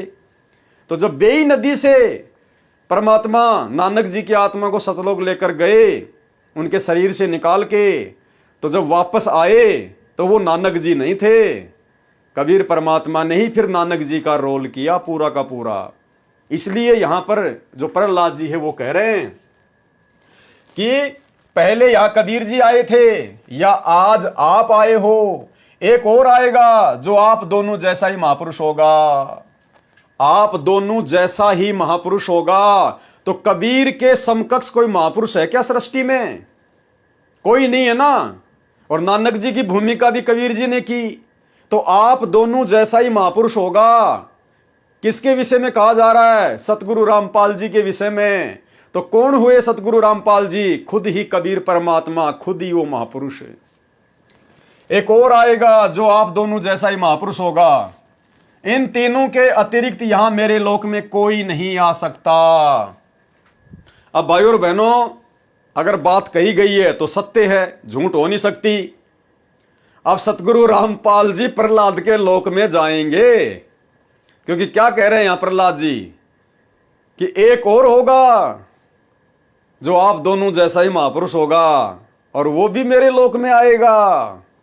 अब सतगुरु रामपाल जी आ गए वो महापुरुष। अब परमात्मा सतगुरु रामपाल जी भगत प्रहलाद के लोक में जाएंगे। और भाई सौभाग्य उन आत्माओं का जिनको परमात्मा भगत प्रहलाद के लोक में लेके जाएंगे अपने साथ में दिखाने के लिए, क्योंकि एफिडेविट भी तो बनाएंगे परमात्मा। इस कहानी को भी तो परमात्मा पूरा करेंगे, भगत प्रहलाद की जुबानी इस कहानी को भी तो परमात्मा पूरा करेंगे। तो भाई इस कदर गुरुदेव भगवान के चरणों में चिपट जाओ, दुनिया की तरफ देखना ही बंद कर दो, ताकि क्या पता आप और हमारे जैसे 2 कोटि के जीवों का नंबर आ जाए परमात्मा के साथ जाने का, ताकि हमारा विश्वास और दृढ़ हो। जो आप दोनों जैसा ही महापुरुष होगा, एक और आएगा जो आप दोनों जैसा ही महापुरुष होगा। इन तीनों के अतिरिक्त यहां मेरे लोक में कोई नहीं आ सकता। भगत तो बहुत हो चुके हैं, आगे भी होंगे, परंतु यहां मेरे लोक में वही पहुंच सकता है जो इन जैसी महिमा वाला होगा, और कोई नहीं। इसलिए इन तीनों के अतिरिक्त यहां कोई नहीं आ सकता। अब आप ये ना सोचना कि भाई ये तो तीनों के अतिरिक्त कोई आ ही नहीं सकता, तो फिर गुरुजी अपने किसी भगत को कैसे लेके जाएंगे? अरे जैसे नानक जी बाला और मर्दाना को ले गए, जैसे नानक जी बाला और मर्दाना को ले गए, क्योंकि भगत प्रहलाद तो खाली 3 के बारे में कह रहा है कि तीनों के अलावा कोई नहीं आ सकता, जबकि उस समय वहां बाला और मर्दाना भी तो थे। तो ये तो सतगुरु की अपनी रजा पे है, वो चाहे जितने लेके जा सकते अपने साथ में।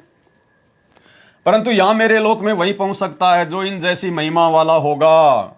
अरे सतगुरु रामपाल जी भगवान तो उनसे भी बढ़ चढ़ के महिमावान होंगे आने वाले समय में, उनसे भी बढ़ चढ़ के थे। तो वो भी कबीर परमात्मा के ही रूप स्वरूप, लेकिन उस समय वो ठीक का समय नहीं था। आज ये परमात्मा पूरी दुनिया का शहंशाह बन के राज करेगा, पूरी दुनिया इनके चरणों में नतमस्तक होगी। इसलिए आज सतगुरु रामपाल जी भगवान की जो महिमा होगी संसार में, आज से पहले सतयुग से लेकर वर्तमान तक किसी की नहीं हुई होगी। इसलिए इन तीनों के अतिरिक्त यहां कोई नहीं आ सकता। मर्दाने ने पूछा, हे प्रहलाद जी, अब ध्यान से सुनना, वो कौन होगा, क्या उसके लक्षण होंगे, कौन सी जाति में होगा, नीचे कहां की धरती पे होगा, बहुत सारे कंसेप्ट क्लियर होंगे भाई और बहनों। ये जो धनाना आश्रम, गुरुजी धनाना आश्रम में आएंगे, दुनिया का सबसे बड़ा आश्रम, सारी पोल खोल देगा परमात्मा। इसीलिए दास को निमित्त बनाया परमात्मा ने। कबीर जुलाहा थे, नानक जी खत्री हैं, वह तीसरा किस वर्ण अर्थात जाति से तथा किस धरती पर अवतरित होगा? मर्दाने ने कहा, हे प्रहलाद जी, आप जो तीसरे महापुरुष की बात कर रहे हैं ना, जो इनके जैसा महिमावान होगा, तो वो किस जाति में होगा और किस धरती पर अवतरित होगा, यानी वो प्रकट होगा। तो प्रहलाद जी क्या कहते हैं? प्रहलाद भगत ने कहा, भाई सुने, ध्यान से सुने, नानक जी के सचखंड जाने के सैकड़ों वर्ष पश्चात पंजाब की धरती पर जाट वर्ण में जन्म लेगा। क्योंकि प्रहलाद को भी वास्तविक स्थिति का नहीं पता, परमात्मा की वास्तविक स्थिति का नहीं पता है। तो क्या कह रहा है कि नानक जी के सचखंड जाने के सैकड़ों वर्ष पश्चात पंजाब की धरती पर जाट वर्ण में जन्म लेगा। पंजाब की धरती पर और जाट वर्ण में।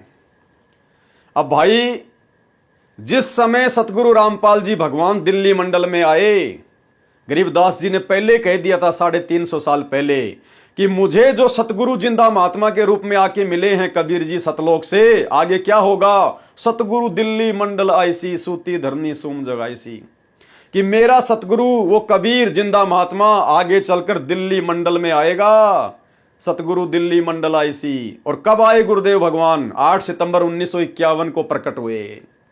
और 8 सितंबर 1951 के समय, जिस समय परमात्मा गांव धनाना में प्रकट हुए, उस समय हरियाणा प्रांत नहीं बना था।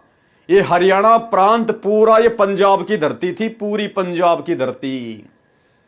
ये हरियाणा प्रांत बना है 1966 में। हरियाणा प्रांत कब बना? 1966 में। और सतगुरु रामपाल जी भगवान कब प्रकट हुए? 1951 में। तो जिस समय गुरुजी आए थे भारतवर्ष की धरती पर गांव धनाना में, उस समय ये पंजाब की धरती थी, ना कि हरियाणा की। तो भगत प्रहलाद की बातें सत्य हो गई? नानक जी के सचखंड जाने के सैकड़ों वर्ष पश्चात पंजाब की धरती पर जाट वर्ण में जन्म लेगा। और कौन से वर्ण में आए परमात्मा? जाट वर्ण में आ गए। सतगुरु रामपाल जी भगवान की सांसारिक दृष्टिकोण से कौन सी जाति मानी जाती है? जाट वर्ण। जबकि भगवान की कोई जातिवाती नहीं होती है, लेकिन परमात्मा कलयुग में अगर लीला करेगा तो फिर पूरी करेगा। तो परमात्मा पंजाब की धरती पर आए 8 सितंबर 1951 में सतगुरु रामपाल जी भगवान, और जाट वर्ण में ही आए। दोनों बातें सिद्ध हो गई। और तीसरी बात क्या है? तथा उसका प्रचार क्षेत्र शहर बरवाला होगा।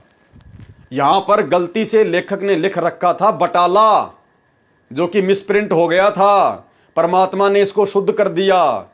उसका प्रचार प्रसार क्षेत्र क्या होगा? बरवाला। यदि कोई ये कहे कि साहब वहां तो बटाला लिखा हुआ था, तो भाई पंजाब के बटाला शहर में आज तक कोई भी जाट वर्ण में साधु संत महात्मा पैदा नहीं हुआ। इसलिए गुरुदेव भगवान तो अंतर्यामी है, ये तो परमात्मा, इन्हें तो सब पता है। काल ने तो रोड़ा अटकाना था, मिसप्रिंट करवाना था। और उस समय बरवाड़ा कोई ज्यादा जो है बल्कि पॉपुलर नहीं था। इसलिए लेखक ने भाई बाले वाली जन्म साखी में बरवाड़ा की जगह जो है वो बटाला लिख दिया, क्योंकि बटाला से वो जो है वो परिचित था। लेकिन अब संत रामपाल जी ने बताया कि अपने सत्संगों में अब इसको शुद्ध किया है कि ये बटाला नहीं बरवाला है, बरवाला। तो मर्दाना जी ने क्या कहा? जब उनकी 2 भविष्यवाणियां सत्य सिद्ध हो गई कि वो महापुरुष पंजाब की धरती पे आएगा और जाट वर्ण में होगा, तो गुरुजी पंजाब की धरती पर आए और जाट वर्ण में आए लीला करने के लिए। अब तीसरी फैल कैसे हो जाएगी कि उस महापुरुष का प्रचार क्षेत्र क्या होगा? बरवाला। और ये धनाना धनाना धनाना, ये भविष्यवाणियों के अनुसार है। ये लेख संत रामपाल जी का असली जो आश्रम है, भविष्यवाणियों के अनुसार बरवाला ही रहेगा। अगर हरियाणा में संत रामपाल जी रहेंगे तो बरवाला आश्रम में ही रहेंगे। धनाना फनाना कुछ नहीं है, ये तो अपने धार्मिक धंधे के लिए खोल दिए उनके परिवार ने। ये भविष्यवाणियां क्या कह रही है, ये झूठी नहीं हो सकती। लेकिन ये लोग इन भविष्यवाणियों को जान नहीं पाए, समझ नहीं पाए। गुरुदेव के परिवार वाले, उनके बेटा बेटी भाई बंधु मान बढ़ाई अहंकार में आके ये इन चीजों को समझ नहीं पाए, जान नहीं पाए। जब अपने गुरुजी को नहीं पहचान पाए तो उनकी पुस्तकों में लिखे गए गहरे रहस्यों को कहां से समझ पाएंगे? तो ये तो संगत को मूर्ख बनाया जा रहा है। ज्योति पाठ और दान धर्म के नाम पर, लड्डू जलेबी बर्फी के नाम पर, अपने धार्मिक धंधे के लिए धनाना धनाना धनाना। ये बरवाला है, बरवाला। ये पुस्तक धरती पर अवतार, पेज नंबर 13, उसमें नीचे जाके देख लेना। तथा उसका प्रचार क्षेत्र शहर बरवाला होगा। लेख समाप्त। विवेचन करो। अब कोई भाई बहन ये कहे कि वो तीसरे महापुरुष के बारे में जो लिखा गया है वो तो कबीर जी के बारे में लिखा गया है, और 1997 में आए थे कबीर जी, संत रामपाल जी को मिले थे, तो वो तो कबीर जी के लिए है। तो कबीर जी जो 1997 में आए थे वो कौन सा जाट जाति में थे? अरे वो जाट जाति में आए थे क्या? वो तो जुलाहा जाति में आए थे 650 साल पहले। और 1997 में वो किसी जाति में आए नहीं। तो यहां तो जाट वर्ण की बात कही गई है। तो 1997 वाला 5 मिनट के लिए आने वाला वो कबीर आप लोगों के अनुसार वो कौन सी जाट जाति में था? और जब वो आया 1997 में आप लोगों के अनुसार, तो कहां आया? कहां आया? उस समय तो बरवाला आश्रम बना ही नहीं था, और ना कभी वो बटाला गया। तो ये किसके लिए कहा जा रहा है? सतगुरु रामपाल जी के लिए कहा है प्रहलाद जी ने। विवेचन। संत रामपाल दास जी महाराज वही अवतार हैं जो अन्य परमाणु के साथ साथ जन्म साखी में लिखे वर्णन पर खरे उतरते हैं। जन्म साखी में 100 वर्ष के पश्चात लिखा है, यहां पर सैकड़ों वर्ष पश्चात कहा गया था, जिसको पंजाबी भाषा में लिखते समय 100 वर्ष की जगह लिख दिया, क्योंकि मर्दाना ने पूछा था कि वह कौन से युग में नजदीक ही आएगा। तब भगत प्रहलाद ने कहा कि श्री नानक जी के सैकड़ों वर्ष पश्चात कलयुग में ही वह संत जाट वर्ण में जन्म लेगा। सतयुग त्रेता द्वापर की तो बात वो क्यों करेंगे, जब आगे अभी ये कलयुग शेष है तो भैया वो कलयुग की बात करेंगे। तो इसी समय के लिए कहा था, कलयुग में ही वह संत जाट वर्ण में जन्म लेगा। इसलिए यहां शोक के स्थान पर सैकड़ों ही न्यायोचित है तथा प्रचार क्षेत्र बरवाला के स्थान पर बटाला लिखा गया है। इसके दो कारण हो सकते हैं कि शहर बरवाला जिला हिसार हरियाणा उस समय पंजाब प्रांत में सुप्रसिद्ध नहीं था तथा बटाला शहर पंजाब प्रांत में प्रसिद्ध था। लेखनकर्ता ने इस कारण से बरवाला के स्थान पर बटाला लिख दिया। दूसरा, प्रिंट करते समय बरवाले की जगह बटाले प्रिंट हो गया है। एक विशेष विचारणीय पहलू है कि पंजाब के बटाला शहर में कोई भी जाट संत नहीं हुआ जो इन महापुरुषों परमेश्वर कबीर देव जी व श्री नानक देव जी के समान महिमावान तथा इनके समान ज्ञानवान हुआ हो। अब कबीर जी के समान ज्ञानवान दूसरा कौन हो जाएगा भाई? कबीर जी के समान महिमावान और कबीर जी के समान ज्ञानवान कोई सृष्टि में दूसरा हो सकता है क्या? तो क्या लिखा जा रहा है यहां पर गुरुदेव भगवान के द्वारा हमारी आंखें खोलने के लिए कि जो इन महापुरुषों परमेश्वर कबीर देव जी व श्री नानक देव जी के समान महिमावान तथा इनके समान ज्ञानवान हुआ हो। तो कबीर जी के समान ज्ञानवान तो खुद कबीर जी हो सकता है, दूसरा कोई नहीं हो सकता। तो संत रामपाल जी खुद ही कबीर परमेश्वर हैं। इस आधार से तथा अन्य प्रमाणों के आधार से तथा इस जन्म साखी के आधार से स्पष्ट है कि तीसरे महापुरुष कौन है? संत रामपाल दास जी महाराज है। कौन कह रहा है? लेखक कह रहा है। मैं लेखक का नाम क्यों ले रहा हूं? क्योंकि यहां पर संत रामपाल दास जी महाराज नाम लिखा है। संत रामपाल जी कभी भी अपने नाम के आगे महाराज नहीं लिखेंगे, दास लिख सकते हैं। तथा इनका आध्यात्मिक ज्ञान भी इन दोनों महापुरुषों परमेश्वर कबीर जी तथा श्री नानक देव जी से मेल खाता है। आप देखेंगे दोनों फोटोकॉपी जो जन्म साखी भाई बाले वाली जो कि एक पंजाबी भाषा में है तथा दूसरी हिंदी में है जो कि पंजाबी भाषा से ही अनुवादित है। इसमें कुछ प्रकरण ठीक नहीं लिख पाए हैं। जैसे पंजाबी भाषा में लिखा है कि जो इस जी हाँ कोई होवेगा ता एथे पहुंचेगा, यानी इनके जैसा कोई होगा तो यहां पहुंचेगा। और दा एथे पहुंचने का काम नहीं, किसी और के यहां पहुंचने का काम नहीं है। परंतु हिंदी वाली जन्म साखी में यह विवरण नहीं है जो बहुत महत्वपूर्ण है। इससे सिद्ध है कि लिखते समय कुछ प्रकरण बदल जाता है। फिर भी ढेर सारे प्रमाण जो इस पुस्तक धरती पर अवतार में अन्य महापुरुषों के द्वारा संत रामपाल दास जी के विषय में कहे गए हैं वे भी इसी को प्रमाणित करते हैं। कहने का मतलब भाई और बहनों, हमारे गुरुदेव भगवान के ऊपर ये भविष्यवाणियां हैं, सारी की सारी बातें हैं और ये सारी बातें परमात्मा ने पुस्तकों में लिखी भी है, थोड़ा थोड़ा सत्संगों में भी जिक्र किया है, लेकिन पुस्तकों में परमात्मा ने संकेतों में ज्यादा लिख दिया ताकि समय आने पर मेरे बच्चे जब पुस्तक पढ़ेंगे, वीडियो बनाएंगे तो उनका विश्वास और दृढ़ होगा।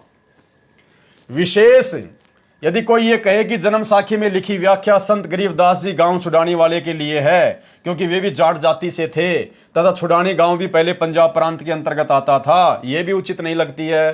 क्योंकि संत गरीबदास जी ने अपनी अमृतवाणी असुर निकंदन रमैणी में कहा है कि सतगुरु दिल्ली मंडल आईसी। गरीबदास जी ने क्या कहा कि जो मेरा सतगुरु है, जो मुझे जिंदा महात्मा के रूप में छुड़ानी में आके मिला था, वही सतगुरु आगे चलकर दिल्ली मंडल में आएगा। दिल्ली मंडल यानी दिल्ली के आसपास के क्षेत्र में, तो गांव धनाना जिला सोनीपत हरियाणा दिल्ली मंडल में आता है।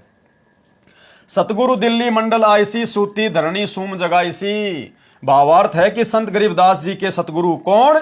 संत गरीबदास जी के सतगुरु पूज्य कबीर साहिब जी थे और वही आएगा दिल्ली मंडल में। तो कौन आए दिल्ली मंडल में? संत रामपाल जी। तो कौन हुए गरीबदास जी के सतगुरु कबीर जी? स्वयं सतगुरु रामपाल जी। सतगुरु दिल्ली मंडल आईसी सूती धरनी सुम जगाईसी। भावार्थ है कि संत गरीबदास जी के सतगुरु पूज्य कबीर साहिब जी थे। पुराना रोहतक जिला सोनीपत, रोहतक तथा झज्जर को मिलाकर एक जिला रोहतक था, दिल्ली मंडल में लगता था। यह किसी राजा के अधीन नहीं था, अंग्रेजों के शासनकाल में दिल्ली के अधीन था। संत गरीबदास जी ने स्पष्ट किया है कि सतगुरु यानी परमेश्वर, सतगुरु कौन? परमेश्वर कबीर जी दिल्ली मंडल में आएंगे। गरीबदास जी ने स्पष्ट कर दिया कि मेरे सतगुरु कबीर परमेश्वर जी। यहां पर कोष्टक में गुरुदेव ने नाम भी लिख दिया। गरीबदास जी के सतगुरु परमेश्वर कबीर जी दिल्ली मंडल में आएंगे। तो कौन आया है दिल्ली मंडल में? सतगुरु रामपाल जी। तो कौन हुए सतगुरु रामपाल जी? गरीबदास जी के सतगुरु स्वयं जिंदा महात्मा कबीर परमेश्वर हैं। संत गरीबदास जी ने स्पष्ट किया है कि सतगुरु परमेश्वर कबीर जी दिल्ली मंडल में आएंगे, भक्तिहीन प्राणियों को जगाएंगे, सत्य भक्ति कराएंगे। तो आज सत्य भक्ति कौन करा रहा भाई? केवल सतगुरु रामपाल जी। ध्यान रहे, कबीर सागर में काल के दूतों ने मिलावट करके सत्य को न जानकर अपनी अटकलबाजी से असत्य प्रमाण दिए हैं, जैसे थोड़ा थोड़ा लेखक ने भी दिया हुआ है।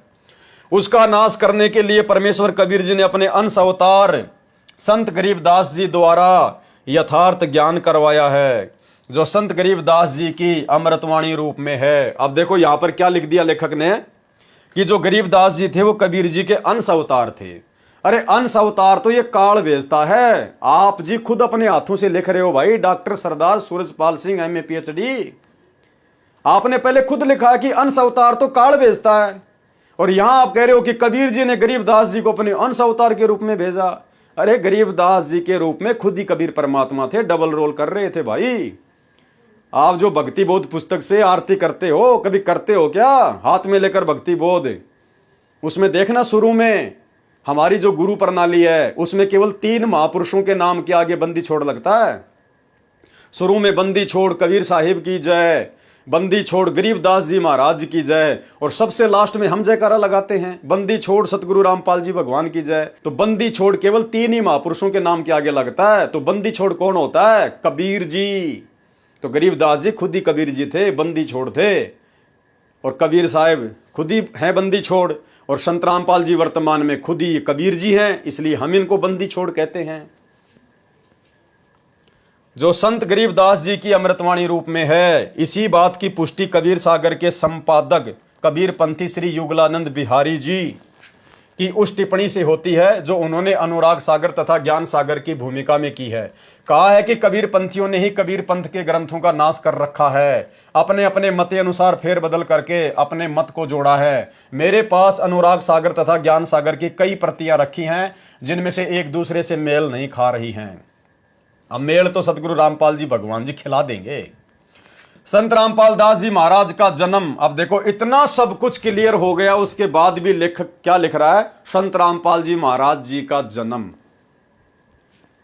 संत रामपाल दास जी महाराज का जन्म श्री नंदराम जाट के घर 8 सितंबर 1951 को गांव धनाना, जिला सोनीपत, उस समय जिला रोहतक में हुआ, जो वर्तमान हरियाणा तथा पंजाब प्रांत मिलकर उस समय एक ही पंजाब प्रांत था। परमेश्वर कबीर जी ने भी कहा था कि जिस समय कलयुग 5500 वर्ष बीत चुका होगा, मैं गरीबदास वाले 12वें पंथ में आगे स्वयं ही आऊंगा। भाइयों और बहनों ध्यान से पढ़ना, हमारे विश्वास को दृढ़ करेंगे ये बातें। क्या लिख रहा है यहां पर लेखक? परमेश्वर कबीर जी ने भी कहा था। किसने कहा था? परमेश्वर कबीर जी ने, कबीर भगवान ने। कब? 650 साल पहले। किसको? धर्मदास जी को। क्या कहा था? परमेश्वर कबीर जी ने कहा था कि जिस समय कलयुग 5500 वर्ष बीत चुका होगा, मैं गरीबदास वाले 12वें पंथ में आगे स्वयं ही आऊंगा।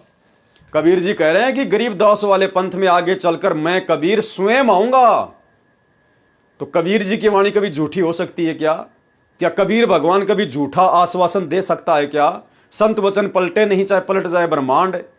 तो आज कबीर भगवान ने ही आना था, और कबीर भगवान ही संत रामपाल जी के रूप में आए हैं 12वें पंथ में।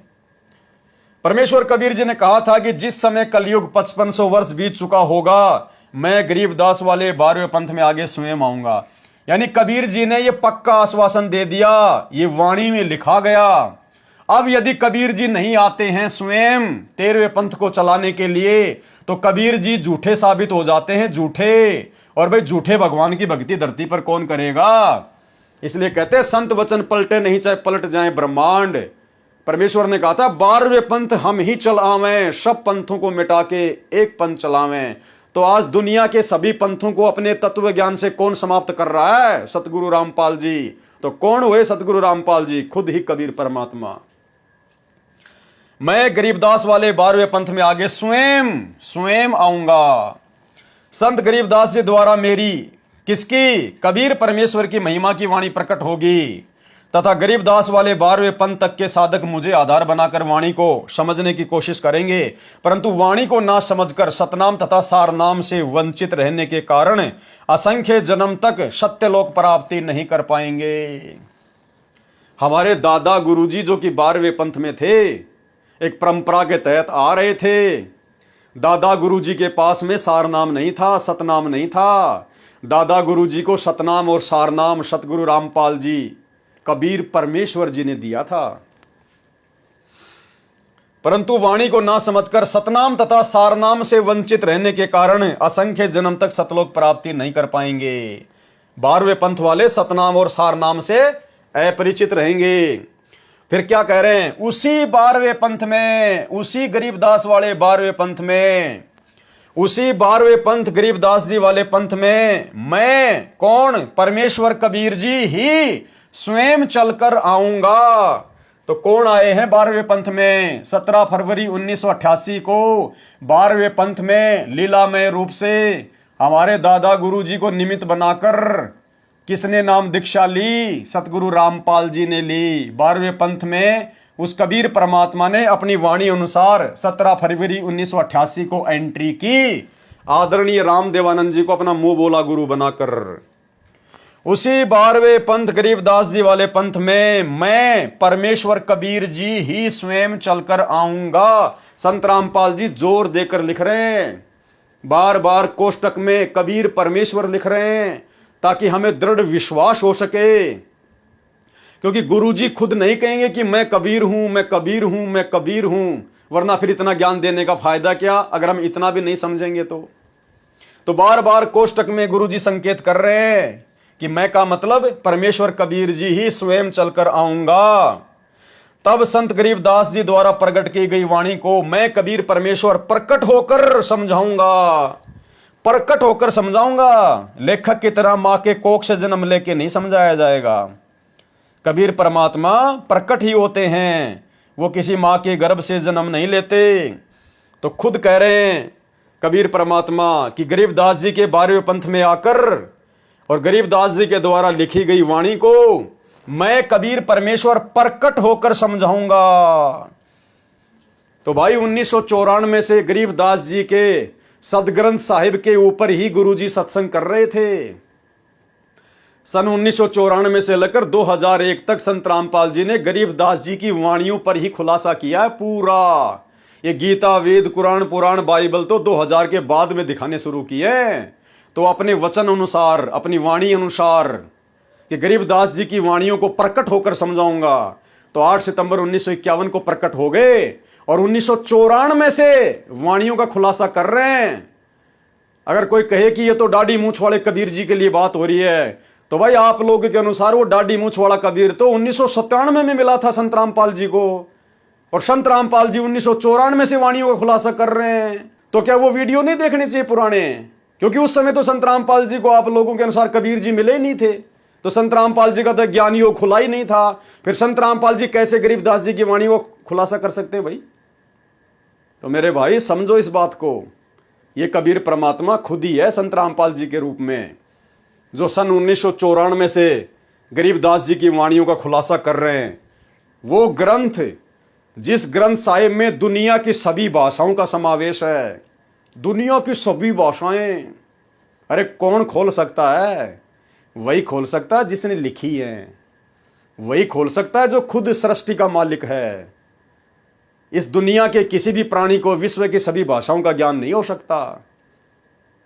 जबकि 1994 से उसी सदग्रंथ के ऊपर खुलासा कर रहे हैं, उन्हीं वाणियों के ऊपर। रोहतक के सत्संग, काठमंडी के सत्संग, जींद के सत्संग सुनना कभी ध्यान से। परमात्मा ने गरीबदास जी की पूरे विश्व की भाषाओं से लबालब, अरबी, फारसी, चीनी, अंग्रेजी, हिंदी, सभी भाषाओं के शब्दों का समावेश है। और खोल कौन रहा है? संत रामपाल जी भगवान। तो विश्व की सभी भाषाओं को कौन जान सकता है? कबीर परमात्मा। तो कौन हुए सतगुरु रामपाल जी भगवान? खुद कबीर परमात्मा। उसी 12वें पंथ गरीबदास जी वाले पंथ में मैं कबीर परमेश्वर ही स्वयं चलकर आऊंगा।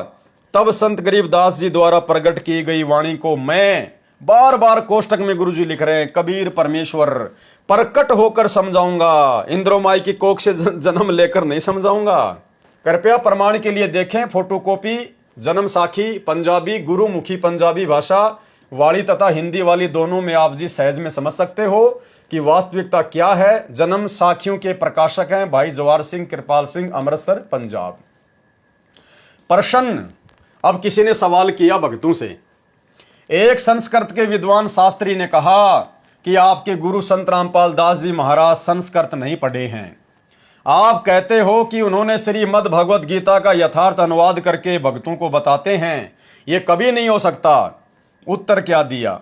संत रामपाल दास जी महाराज के भगत ने उत्तर दिया, शास्त्री जी, उसी को परमेश्वर का अवतार कहते हैं जो भाषा का ज्ञान न होते हुए यथार्थ अनुवाद कर दे, क्योंकि परमेश्वर सर्वज्ञ है। अब देखो, यहां तो लिख दिया अवतार, सतगुरु रामपाल जी ने अपने आप को छुपा दिया। क्या कह रहे हैं कि उसी को परमेश्वर का अवतार कहते हैं जिसको भाषा का ज्ञान नहीं है, और फिर भी अनुवाद कर दिया। तो यहां तो सतगुरु रामपाल जी ने अपने आप को परमेश्वर का अवतार घोषित कर दिया, क्योंकि वो तो अपने आप को छुपाएंगे। गुरुजी तो अपने आप को छुपाकर ही ज्ञान प्रचार करेंगे। हर युग में इन्होंने ऐसा ही किया है। तो यहां तो परमात्मा ने अपने आप को छुपा दिया, और यहां क्या कह रहे? क्योंकि परमेश्वर सर्वज्ञ है। अनुवाद कौन कर रहा है? संत रामपाल जी। तो परमेश्वर कौन हुआ? सतगुरु रामपाल जी, क्योंकि परमेश्वर सर्वज्ञ हैं। अनुवाद कौन कर रहा है? सतगुरु रामपाल जी कर रहे हैं। तो क्या लिख दिया फिर आगे? अपनी स्थिति को स्पष्ट कर दिया, क्योंकि परमेश्वर सर्वज्ञ है, और जो सर्वज्ञ है वही सबका अनुवाद कर सकता है। उसको पढ़ने लिखने की आवश्यकता नहीं है। 650 साल पहले भी इसी कबीर परमात्मा सतगुरु रामपाल जी ने अनपढ़ की भूमिका निभाई थी। लोग कहते थे इसको संस्कृत नहीं आती, ये क्या जाने वेदों को, लेकिन ये तो परमेश्वर है, सर्वज्ञ है। इन्होंने तो एक झोटे राम को आशीर्वाद देके एक वैसे से, एक झोटे से संस्कृत के वेद बुलवा दिए। तो ये परमेश्वर क्या नहीं कर सकते? तो यह स्पष्ट कर दिया, सतगुरु रामपाल जी भगवान स्वयं परमेश्वर हैं, सर्वज्ञ है, क्योंकि परमेश्वर के अलावा कोई भी सर्वज्ञ नहीं हो सकता। सर्वज्ञ का मतलब होता है सब कुछ जानने वाला, जिसको सब कुछ ज्ञान हो। उन्हीं गुणों से युक्त उसका भेजा हुआ अवतार होता है। अरे कबीर जी कोई अवतार नहीं भेजते मेरे भाई, वह अवतार संत रामपाल दास जी महाराज जी हैं। भाई और बहनों, यहां पर जो ज्ञान है ना, ये जो लेखक है, इसने कहीं कहीं तो सतगुरु रामपाल जी भगवान का लेख उठा लिया, और कहीं कहीं इसने अपनी मनमुखी सोच से संत रामपाल जी को मां के गर्भ से जन्म लेकर आया हुआ मानकर अपने मते अनुसार इसने इस प्रकार की बातें लिखी हैं। तो हमने तो अपने मतलब की बातों को पकड़ना है।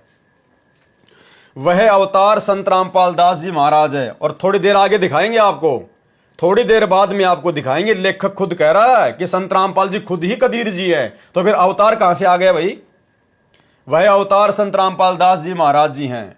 आप तो केवल वेदों और गीता के अनुवाद से अचंभित हैं। संत रामपाल दास जी महाराज ने तो बाइबल तथा कुरान को यथार्थ रूप में बताया है, जिसे ईसाई धर्म के वर्तमान के फादर व पादरी तथा मुसलमान धर्म के मुल्ला व काजी भी नहीं समझ सके।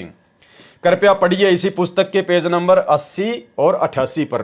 कृपया देखें फोटोकॉपी जन्म साखी भाई बाले वाली हिंदी वाली के प्रश्न नंबर 305 की जन्म साखी। ये पूरा उसमें विवरण दिया गया है, जो नानक जी के रूप में कबीर परमात्मा बाला और मर्दाना को लेकर वहाँ गए थे। जो जन्म साखी भाई बाले वाली जो कि हिंदी में रूपांतरित है, उसमें पूरा लेख ये लिखा हुआ है।